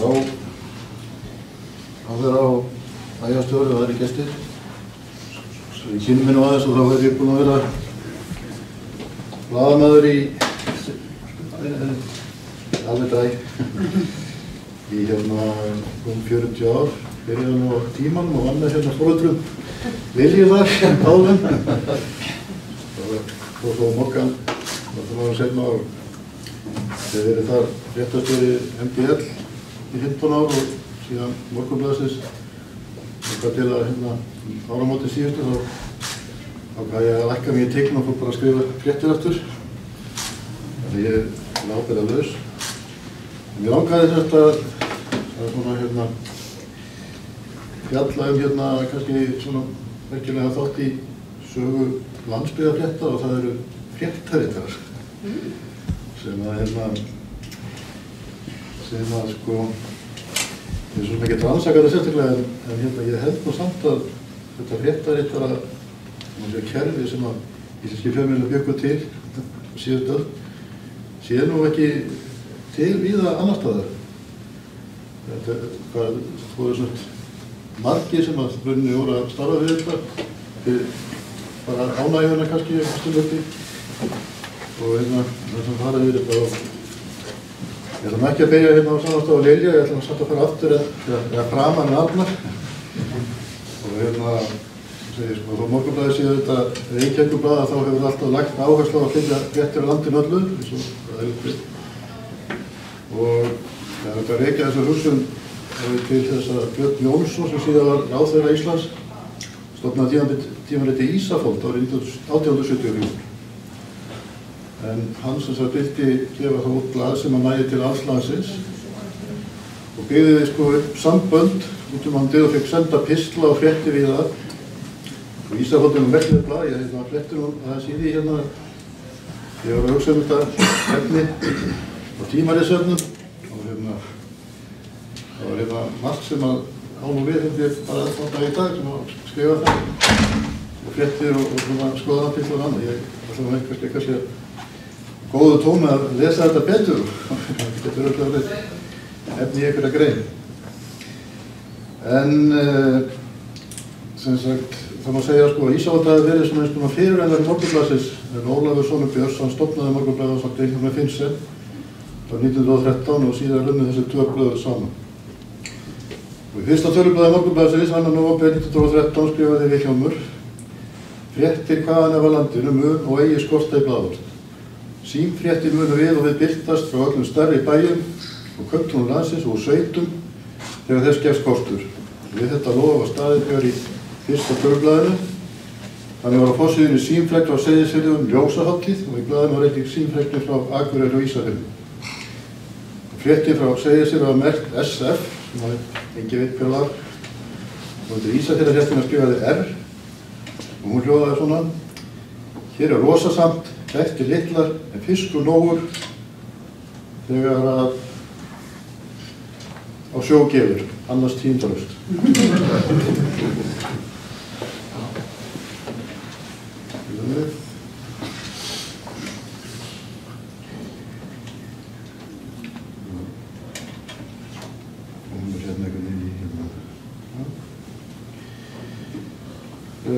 Það var sem haldið árum á fyrstu árum Morgunblaðsins að byggja upp fréttaöflunarkerfi út all land og þannig segir Árni Óla sem var þá eini blaðamaður Morgunblaðsins. Því í bóksinni Erill og ferill blaðamanns, svo bók ætti nú að vera skyldulegging allra sem leggja fyrir sig blaðamennsku. Sumarið 1918 hafi verið sendið með skipinu Sterling umhverfis landi til að útvega Morgunblaðinu útsölumenn og fréttaritara sem víðast. Og Árni segir að skipið hafi komið á hverja höfn, en ferðin hafi þó ekki verið eins hentug og hann bjóst við. Á mörgum stöðum var ekki lagst af bryggju og viðstöðu tími, sumstöð svo stuttur og ekki gafst ráðrúm til að fara í land. Og öðrum stöðum fekk skipið afgreiðslu nætur og þar þýddi ekki að fara í land. Árni segir að samt sem áður hafi sér tekist að útvega útsölumenn í öllum helstu höfnum og það 20 fréttaritara.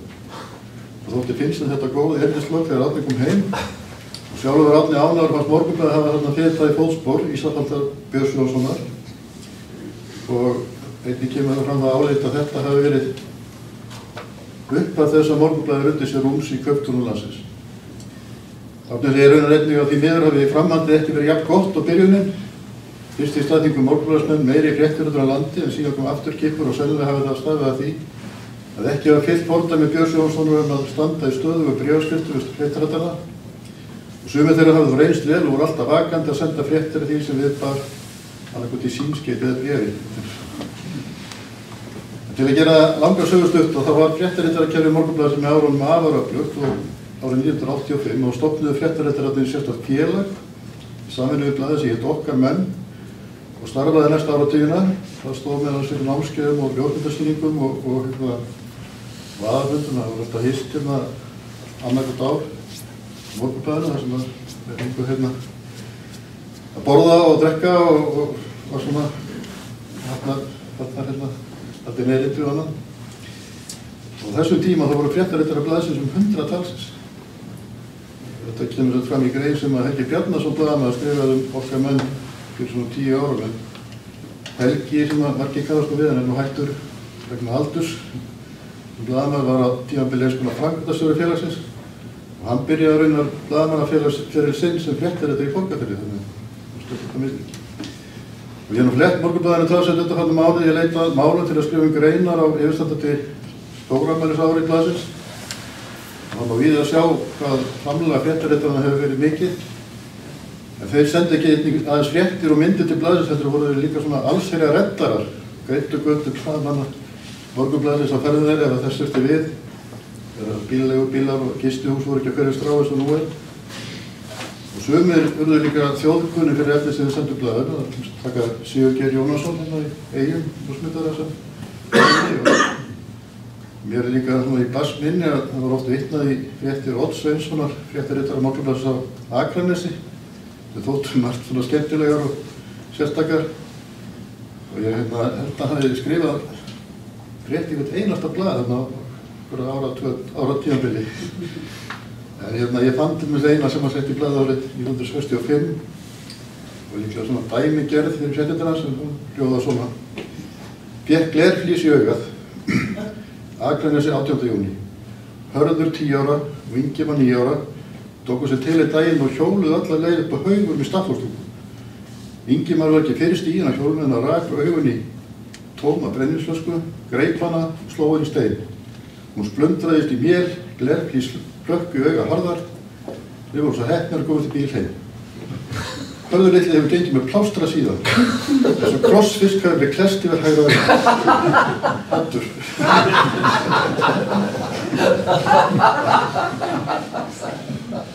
Það var annar öflugur fréttaritari Morgunblaðsins á síðustu öld, Sigurður Pétur Björnsson, sem var alltaf kallað Silva Húsavík. Og hann sendi blaðinu frétt árið 1960 sem að birtist á baksíðunni, þar sem hann sagði að risastór lax veiðst í Grímseyjar í vikunni. Hrygna sem blóðgu vó heil 88 pund og 173 cm á stærð á lengd. Mótorbáturinn Höggbarður, skipstjóri Þóraði Vigfússon, hefði fengið þennan risafisk á línu suður að Grímsey og svo undir Flesjum og svo kemur fram að línan hafi verið 7 pund að hafnlína með nælon taum og önglinum 7. Einlan hafi verið 9 loðna. Svo segir að þegar komið var með laxeldi Húsavíkar hefur svo margir viljað sjá hann að takmarka þurfti aðganga frystihúsinu og hann hafi verið sendur til Reykjavík til rannsókna á til. Sannindar merkist að fylgir mynd af Þórarni, risalaxi, sem er bæði hærri og þreknar en skipstjórinn. Og ég er bara með sjá, ég vil sjá þetta.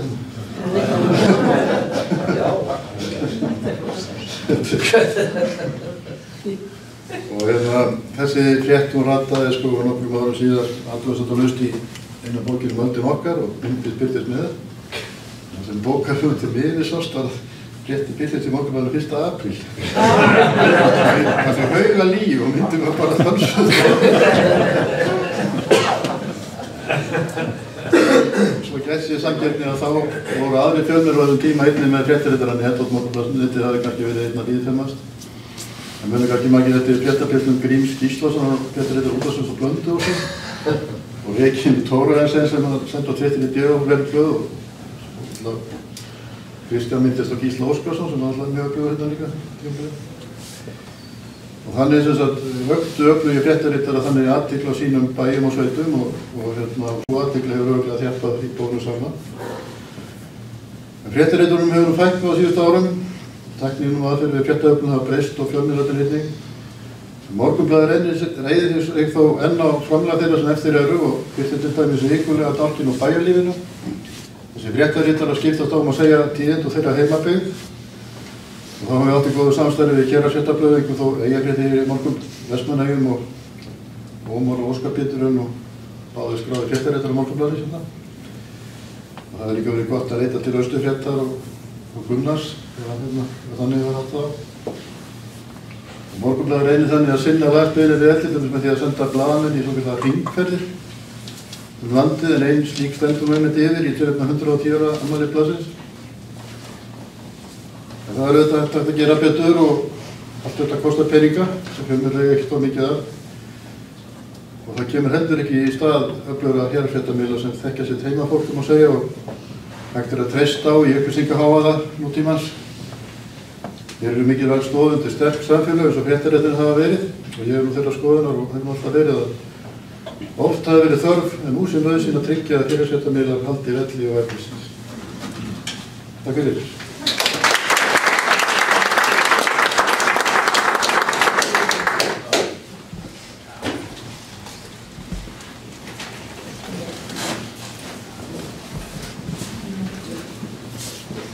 Kærar þakkir fyrir þetta, Guðmundur, formaður Blaðamannafélagsins, Sigríður Dögg Guðmundsdóttir, gjörðu svo vel.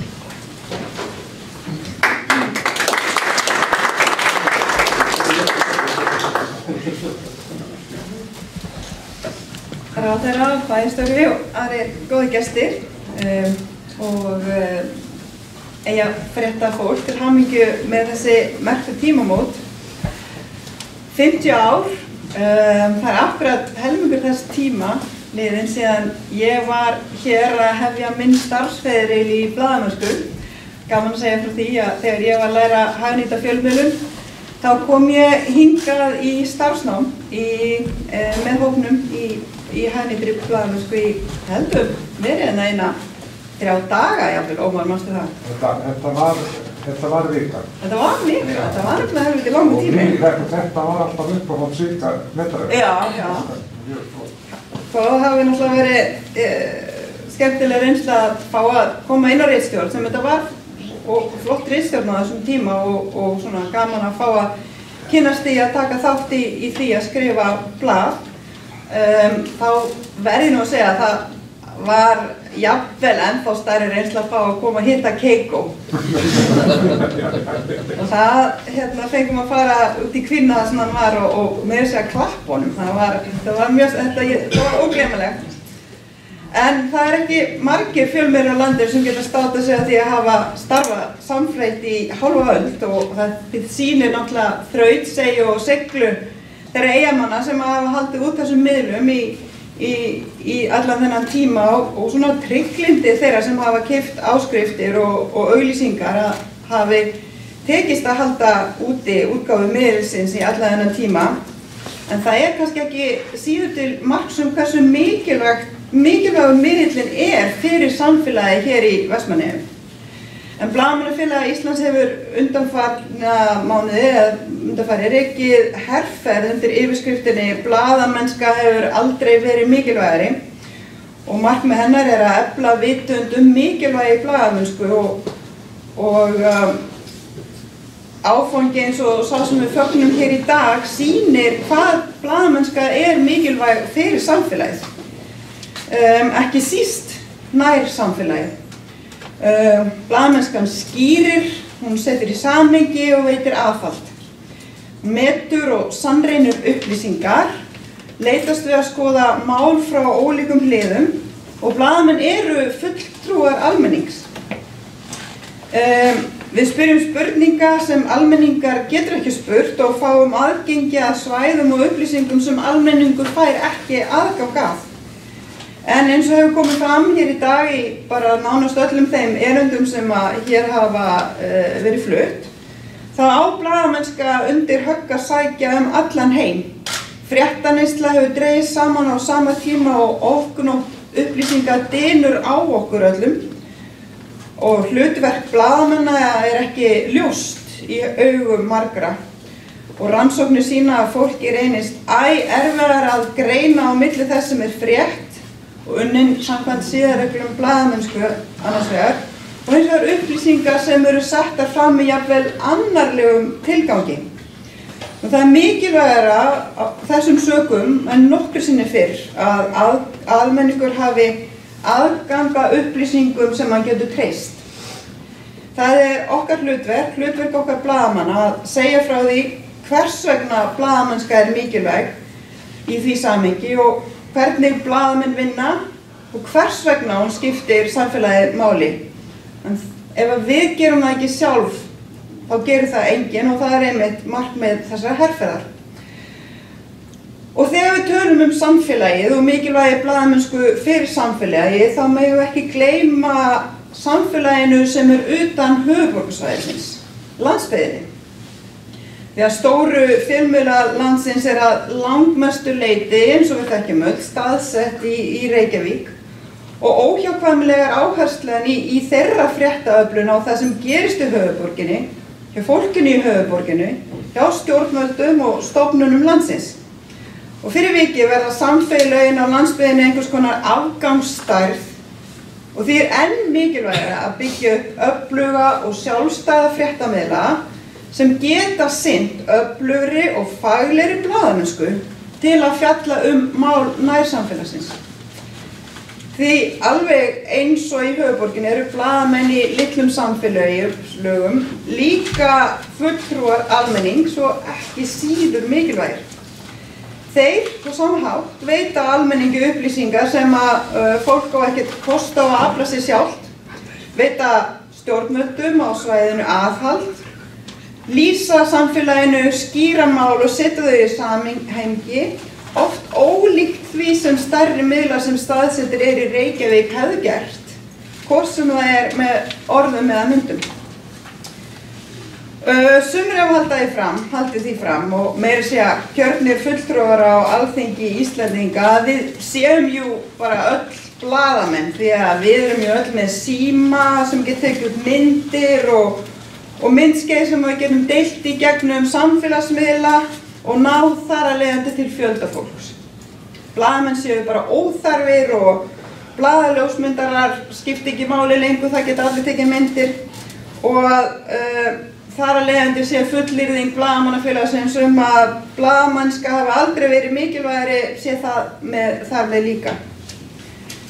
En hvað það þá sem greinir blaðamenn frá almenningi og hvers vegna getum við treyst fréttum sem blaðamenn skrifa og upplýsingum betur en þeim upplýsingum sem við fáum með öðrum leiðum?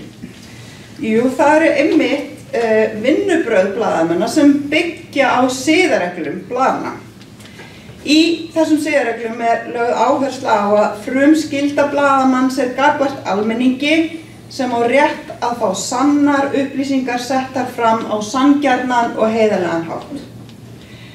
Á tímum sem núna sem þegar stríð geisa á svæðum sem blaðamenn hafa takmarkaðan aðgang að, svo sem á Gaza eða hernumdusvæðum Úkraínu, hefur vitnisburður almennings skipt máli til að varpa ljósi á aðstæður, hvort sem í máli eða myndum.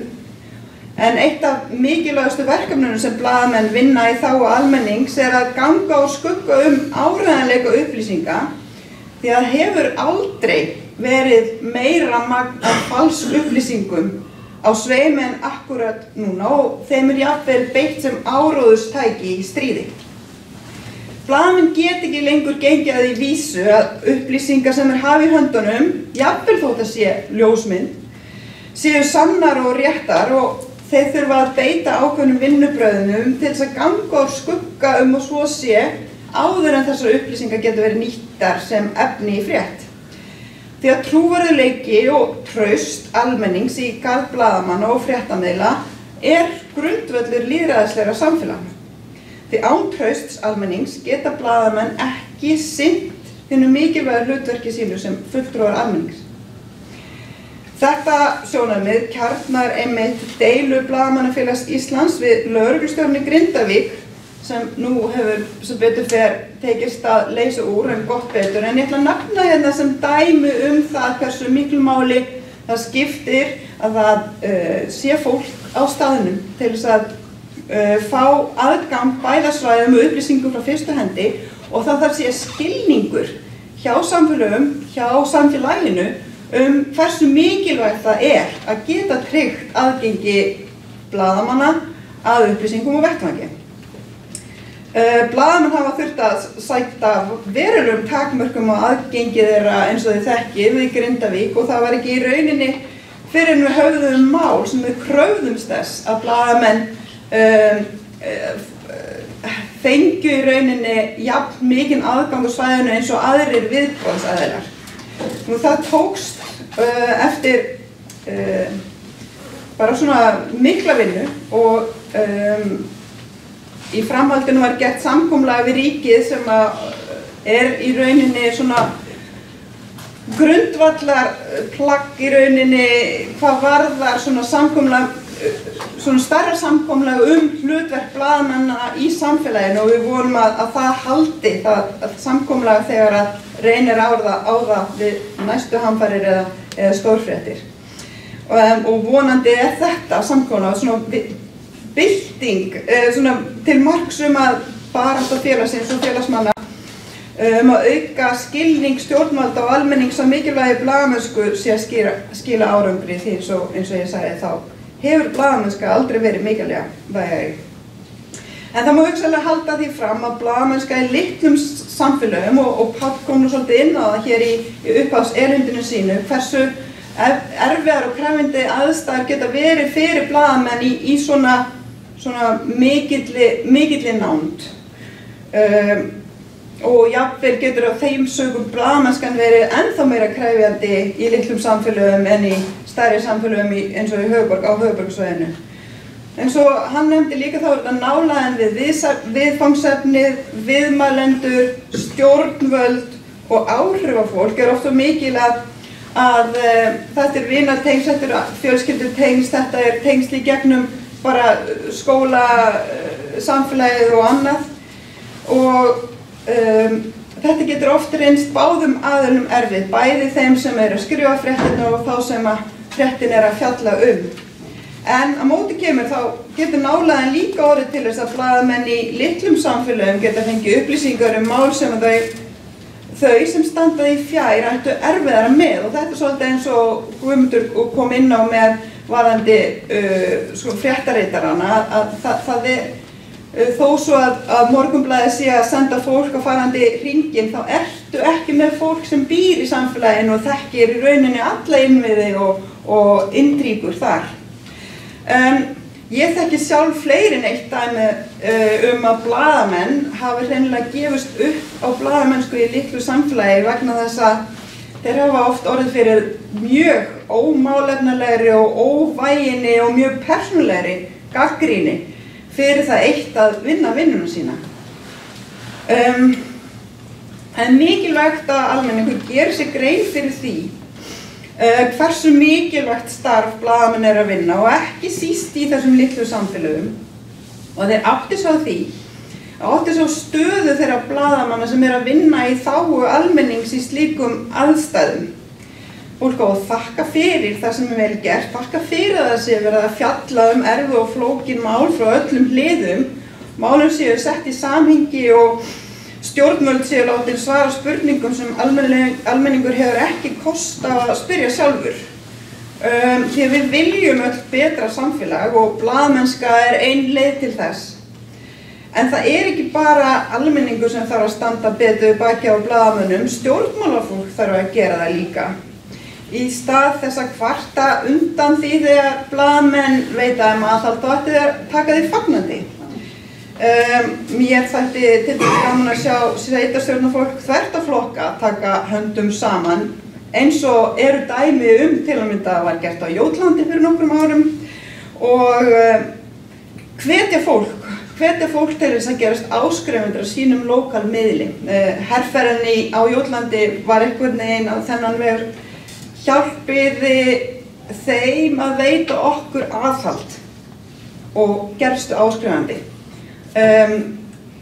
Það væri gaman að sjá svona gerast hér, vegna þess að auðvitað það öllum til hagsbóta, almenningu og stjórnmálafólki, að hér séu virkir og öflugir fjölmiðlar, og auðvitað ætti stjórnmálafólk að hafa svona veita fjölmiðlum, veita blaðamennsku miklu virkari stuðning í orði og á borði heldur en við þekkjum í dag.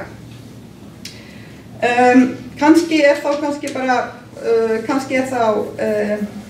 ágætt að enda þetta með því að skora á það fólk sem að hér stjórnmálafólk í salnum, að taka undir þessa hugmynd og ráðast kannski bara í herferð og hvetja fólk til að gerast áskrifendur á miðlum, vegna þess að við vitum það að þróunin öll í þá átt. Auglýsingarnir eru farnar úr landi að megnun til. Nú þurfum við að fara að breyta hugarfari hjá fólki, og hluti af þessari herferð blaðamannafélagsins að vekja til umræðu mikilvægi blaðamennsku. Næsta skrefið síðan að fá fólk til þess að stíga fram, bera ábyrgð sjálft, annars vegar með því að gerast áskrifendur og hins vegar að auglýsa í innlendum miðlum, og þar ættu stjórnvöld að vera fremst í fararbroddi, að birta bara auglýsingar í íslenskum miðlum. En það margt hægt að gera, en það fer ekkert á milli mála hversu mikilvægt það að við grípum til raunverulega aðgerða núna sem skipta máli, og þá ekkert bara hægt að benda stjórnvöld, við þurfum líka að bera ábyrgðina sjálf. En aftur til hamingju með daginn og til hamingju með sameininguna.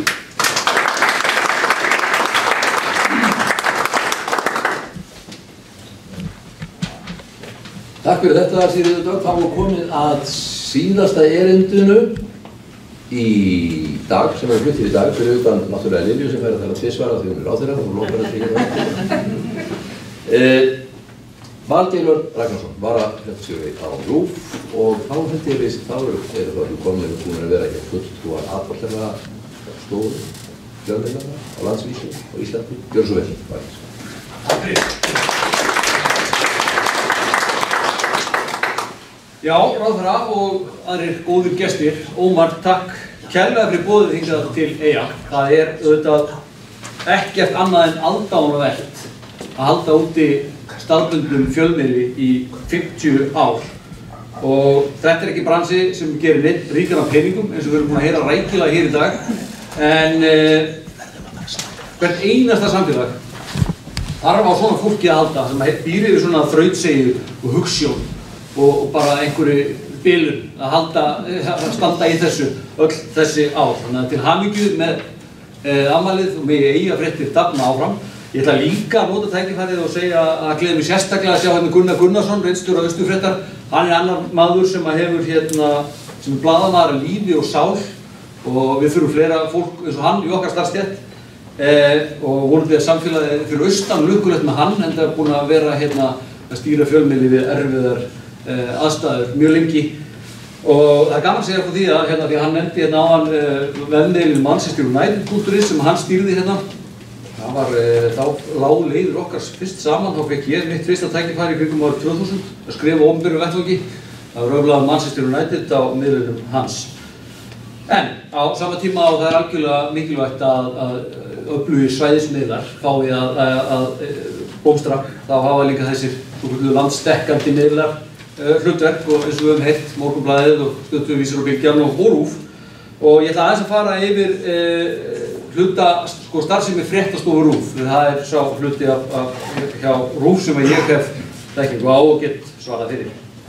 Kannski bara byrja að nefna við höldum utanum sko þá viðmælendur sem við tölum við, þannig að við vitum hvað kynið þau eru og líka hvað þau búa. Þannig að við höfum, eins og ég stýri umræðu þetta Silfrinu og þá skráum við alltaf úr hvar fólk býr. Þannig að við reynum svona að hafa einhvers konar yfirsýn yfir það hvaðan fólk kemur. En ég ætla aðeins að nefna það sem að kemur fram í nýjum þjónustusamningi RÚV og menningar- og viðskiptaráðherra. Þar kveðið á, ég verð að fá að lesa þetta upp, ég man hann ekki orðrétt, ég verð að fyrirgefa með það. Áherslu á þjónustu við alla landsmenn og RÚV endurspegli landfræðilegan fjölbreytileika íslensks samfélags og með starfsemi og fréttamenn í öllum landshlutum. Víða land eru svæðisstöðvar og sem að fólk getur unnið á en getur einnig unnið störf án staðsetningar og markmiðið á næstu árum er að fjölga störfum 10% á landsbyggðinni. En hvernig staðan núna? Á starfsstöð RÚV á Akureyri eru 3 fréttamenn og dagskrárgerðarmenn og tæknifólk. Dagskrárgerðarfólkið vinnur fyrir útvarpsþætti og Kastljós og stöku íþróttavaktir líka. Fréttamennirnir hafa það hlutverk að vakta allt sem gerist á Norðurlandi í útvarp, sjónvarp og VF. Á Austurlandi er eins og Gunnar kom inn á einn fréttamaður. Hann er svokallað VJ sem að því það að hann er fréttamaður, tökumaður og klippari og gerir allt og græjar sjálfur. En við erum líka með tökumann sem að við getum hringt í þegar að við þurfum fleiri hendur upp á dekk fyrir austan og auðvitað förum við líka austur eins og þegar skriðunar þegar það er sérstakt og það er sérstaklega mikið liggur við. Í Borgarnesi er dagskrárgerðarmaður og einn fréttamaður sem er líka VJ og hefur þetta hlutverk að þruma Vesturlandið og Vestfirði og taka fólk tali. Þetta er brjálæðislega skemmtilegt en líka mjög erfitt starf að vera í þessu og fréttum á Suðurlandi og Reykjaneska sinnum við mestmegnis úr Efstaleiti. Það er að því að vegalengdirnar eru viðráðanlegri og við erum alveg miklu auðveldara að fara í dagsferðir á það svæði. Ritstjóri svæðisfrétta sem heitir Ágúst Ólafsson og er fréttamaður á Akureyri. Hann hefur svona ákveðið samhæfingar hlutverk á þessu sviði. En sko þótt RÚV hafi þá sérstöðu að það er beinlínis okkar hlutverk að segja fréttir af öllu landinu, þá er ekki þar með sagt að við viljum fara í öll mál, stór og smá sem ég ætla kannski að nefna aðeins í Noregi og Finnlandi eru sko framúrskarandi öflug almannaþjónustufyrirtæki, ILE og NRK. Í NRK eru NRK heldur út í 15 starfsstöðum allt land og ILE í Finnlandi heldur út í 30 starfsstöðum og þeirra markmið er raunar að vera með skrifstofu, með skilti í sem flestum litlum bæjum þó að sé ekki nema einn maður í hálfu starfi sem bara fréttaritari að vera sýnileg. Fréttastofa RÚV hefur ekki slíkt bolmagn og við teljum líka að það færi bara betur á því að staðbundnir miðlar fjalli meira lokal málin. Við viljum ekki grafa undan þeim og við viljum líka hafa kannski fókusinn annars staðar. Við höfum auðvitað átt gott samstarf við svæðismiðla, til dæmis Tígull hér í Vestmannaeyjum, Víkurfréttir, Sænsvíktekinn og fleiri. En svo ég vísi aðeins aftur í þennan nýja þjónustusamning. Það er einmitt fjallað samstarf RÚV við staðbundna fjölmiðla á landsbyggðinni og að því ég man hann ekki orðrétt átti ég að lesa hérna.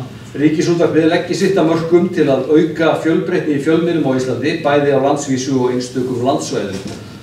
RÚV leitar leiða til að efla samstarf við staðbundna fjölmiðla á landsbyggðinni og auka þjónustu á landsvæðum þar sem engin takmörkuð fjölmiðlun er fyrir hendi. Já, hér er kveðið á að RÚV skoði möguleikann á samstarfi við minni miðla og þetta er í mínum huga bara grundvöllur fyrir spennandi tækifæri sem geta gagnast miðlunum, geta gagnast RÚV og fyrst og fremst notendum þessara miðla. Svo við vísum aftur í hvað hefur gerst í Finnlandi. Við höfum kynnt okkur hvernig ILE hefur átt í samstarfi við svona minni miðla. Þau eru með samstarf sem gengur svona í grófum dráttum út af það að við höfum gert samning við 5 fyrirtæki að þau geta endurbyggt efni frá ILE á sinni vefsíðu og svona upp að einhverju marki það sé ekki höfundavari efni úr erlendu fréttir, meira bara innlend mál og hugmyndin er þá sú að fréttamiðlar, þessi minni sem hafa færri blaðamenn á sínum snærum, geti þá kannski einbeitt sér að fjalla þetta mál út frá kannski þeirri hlið sem að snýra þeirra landsvæði. Eða það væri eitthvað nýtt frumvarp eða sóttvarnaraðgerðir eða hvað sem það er, þá kannski hægt að geta það endurbyrt fréttina en farið svo að setja sína krafta í að fjalla það sem að gerist á þeirra svæði. Ég veit að Gunnar hjá Austurfrétt og Heiðar Örn Sigurfinnsson, fréttastjóri RÚV, hafa nú bókað fund seinna þessum mánuði til þess að ræða hvaða fletir geta verið á slíku samstarfi, hvort það verði eitthvað svipað á Finnarnir gera eða einhver allt önnur leið, það verður bara komið í ljós og ég bara vek athygli á þessu hér að ef forsvarsmenn staðamiðla sjá hag af einhverju slíku samstarfi þá ætlum við allavega að skoða þennan flöt á næstu mánuðum. Ég ætla ekki að hafa þetta lengur, það er frábært veður úti eins og við hefum séð og bara þakka ykkur kærlega áheyrnina og óska ykkur aftur til hamingju með afmælið og vonast áfram eftir öflugu og góðu samtali og bara munum það öll að öflugir fjölmiðlar eru hagur alls samfélagsins. Takk fyrir mig.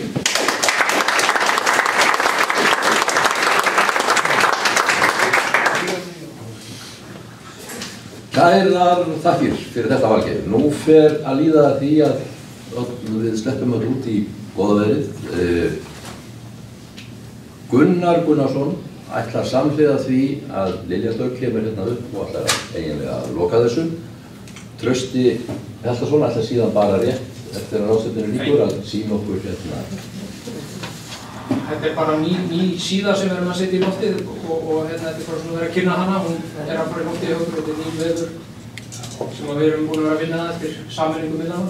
Flott, takk fyrir það, þannig að þú ætlar að láta það duga sem kynningu, þannig að þú getur farið inn á. Er búið að opna þennan veg? Nei, hann mun vera opnaði núna bara eftir helgi. Eftir helgi? Já, þetta er kynning. Gunnar Gunnarsson, þú átt erindi við Lilju áður en Lilja flytur sitt erindi. Gjörðu svo, komið þið bara bæði hingað og klárið ykkar mál.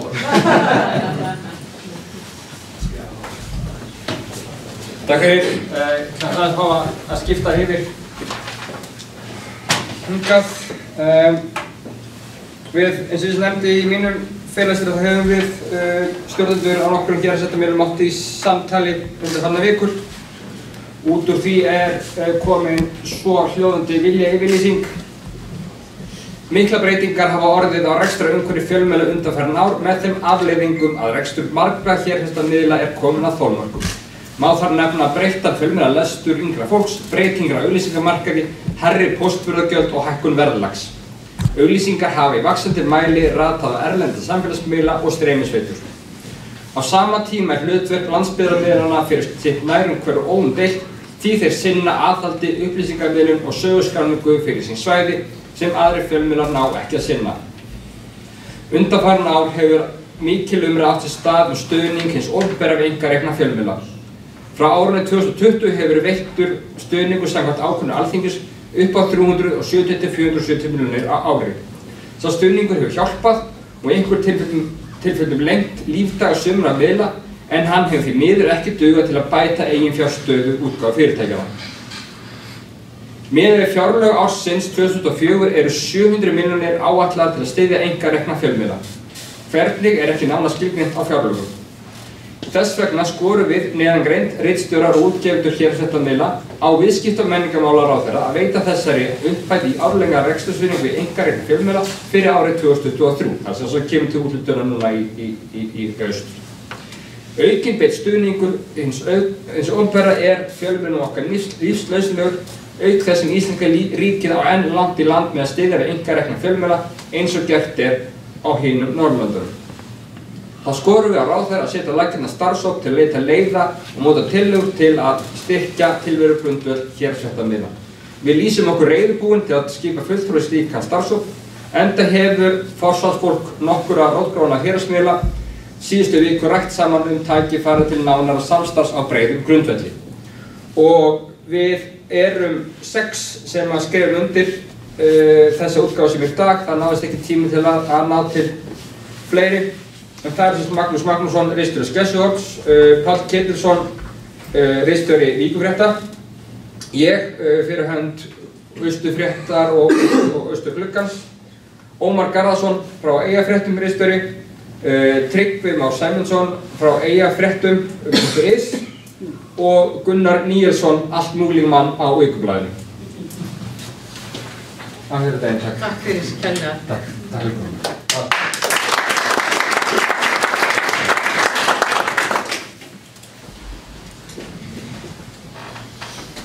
Kærar þakkir fyrir þetta og kæru gestir. Þetta er búið að vera alveg gríðarlega fróðlegt en umfram allt mjög skemmtileg ráðstefna og mér er nú svolítið hugsað að hugsa þér sko hvort að Kristján var svona ballett, varst þú?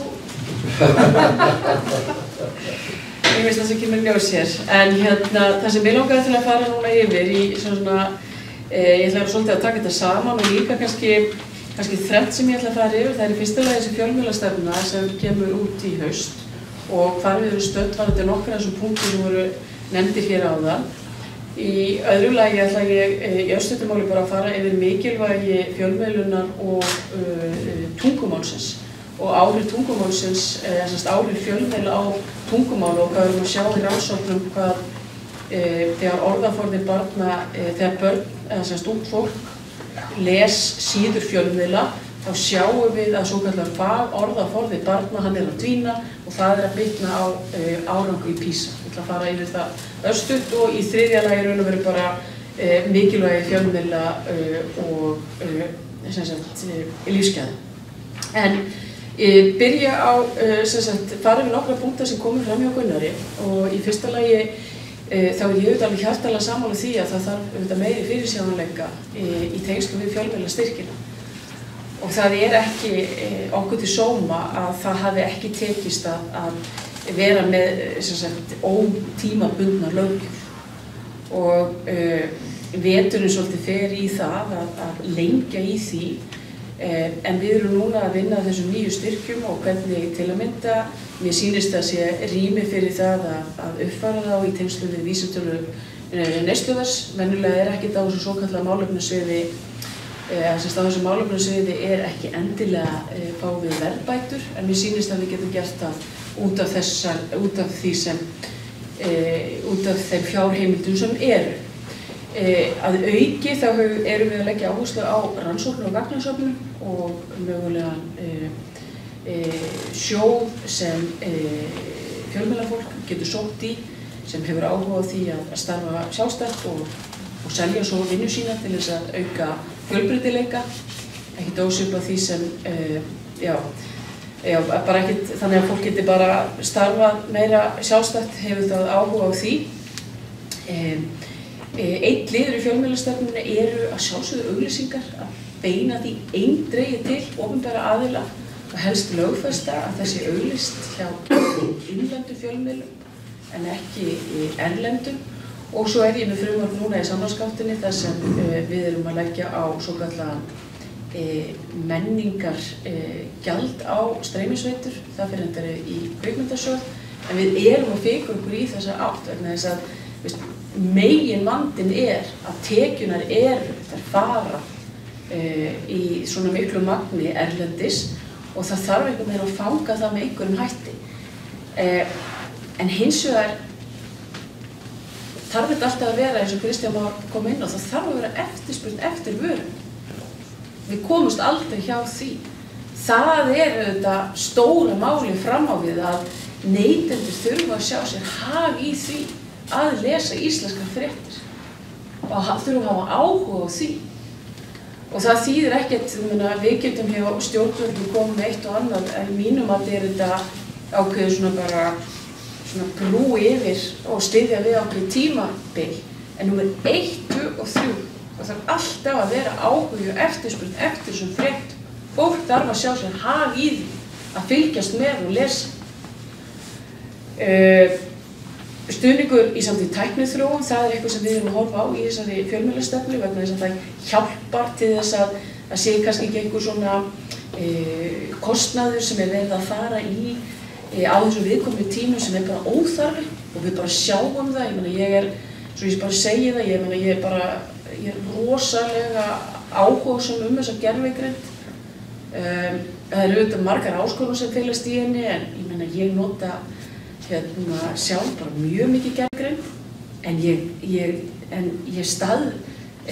reyni allt, ég aðtöku hvort þetta sé rétt, af því hún ekkert alltaf að segja satt.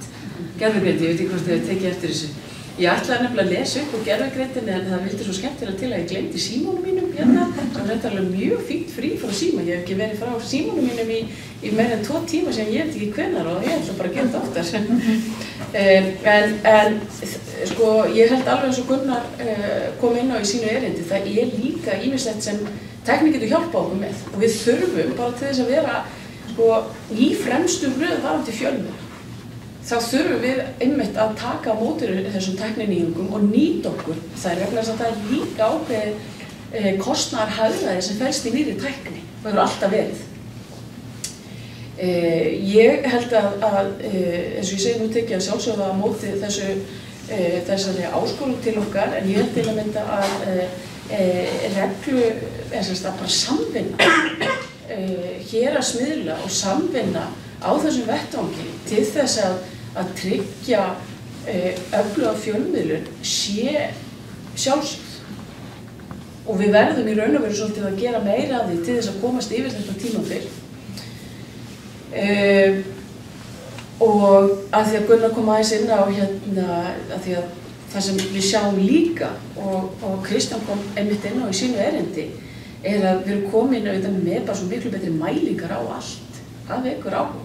Og mér finnst það einmitt þetta varðandi uppsprettu og hvað Vestmannaeyjar eru, mikil uppspretta, frétta og líka svolítið samkenndar. Ég var einmitt að hugsa til þess að þegar maður ég mátti náttúrulega ekki fara á þjóðhátíð þegar ég var lítil notabenni, en ég búin að fara auðvitað og ég að fara í fyrsta sinn núna, hugsa ykkur það. Næst það ég að ferja og ræði mig sjálf. En ég auðvitað búin að fara á fótboltamót með börnin.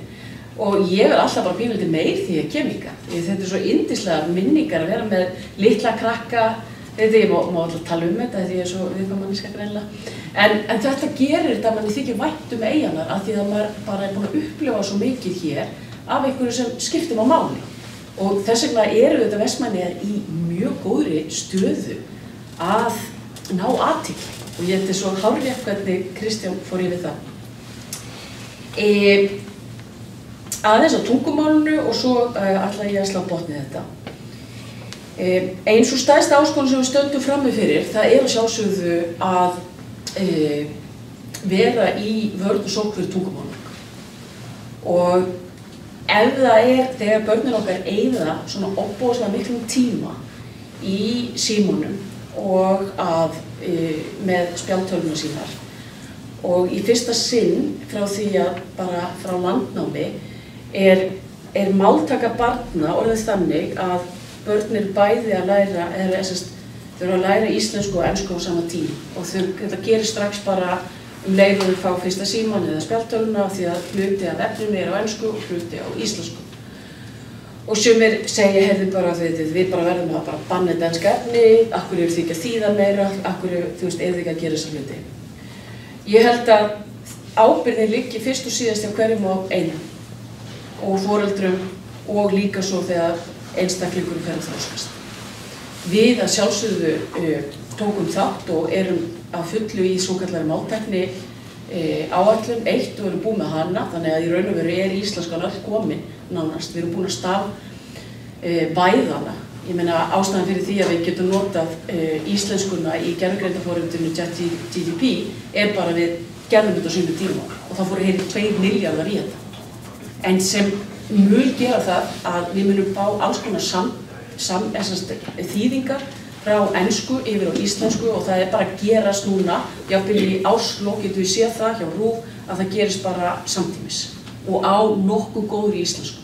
Og bara til að mynda íslenskan hjá ChatGPT, hún búin að fara frá því að vera með svona skor upp á 6,6 upp í 8,7 ef ég bara með á skalinni 10. Og þetta að gerast mjög hratt. Þannig að við höfum tryggt að það hægt að nálgast íslenskunum með þessum hætti. En til þess að við sjáum ekki hnignun í orðaforða, þá þarf að tryggja að ungt fólk hafi áhuga á fréttum og fréttatengdu efni.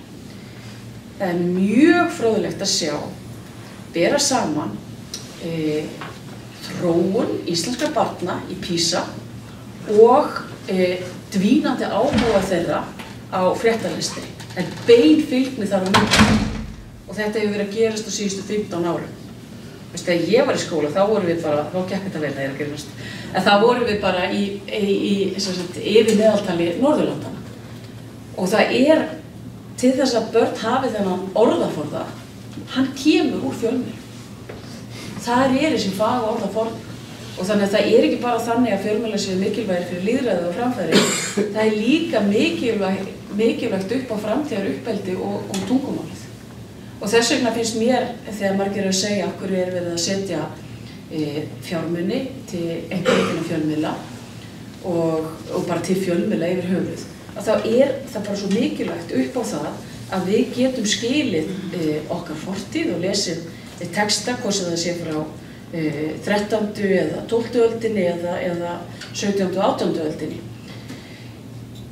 Þannig að það er mjög mikilvægt að halda utanum framsækna og öfluga fjölmiðla á Íslandi til þess að búa til skemmtilegar fréttir, veita okkur sem störfum á vettvangi stjórnmálana eða í atvinnulífinu það nauðsynlega aðhald sem er brýnt til þess að við séum bara búum í góðu og heilbrigðu samfélagi. Ég held að eitt af því sem við sjáum er að eins og í Bandaríkjunum að það eru það eru gríðarlega öflugir fjölmiðlar, hvort sem það sé New York Times eða CNN eða Washington Post eða Wall Street Journal en þar eru mjög víða ekki gott aðgengi að svona vel ritstýrðum fjölmiðlum og ég held að svona þessi ýmislegt sem kom í ljós þegar við skoða bandarískt samfélag að það er að hafa núna neikvæð áhrif. En svo á móti kemur og það er mjög fróðlegt að sjá að eftir, svona var að tala svona persónulegum nótum stjórnmálin, að eftir kappræður forseta Bidens og Trump, að þið sjáið að það eru fjölmiðlar sem eru svolítið að leiða þá umræðu hvað verður framboð Bidens, hvort það muni stíga til hliðar eða ekki og þar hefur New York Times og fleiri verið svona, það eru fjölmiðlar sem leiða þetta og minnir okkur enn og aftur á mikilvægi þess að það sé þessi umfjöllun í ræðu og riti og það sé gott aðgengi að því. Þetta eru lokaorðin á milli sólarinnar og mín. Takk fyrir.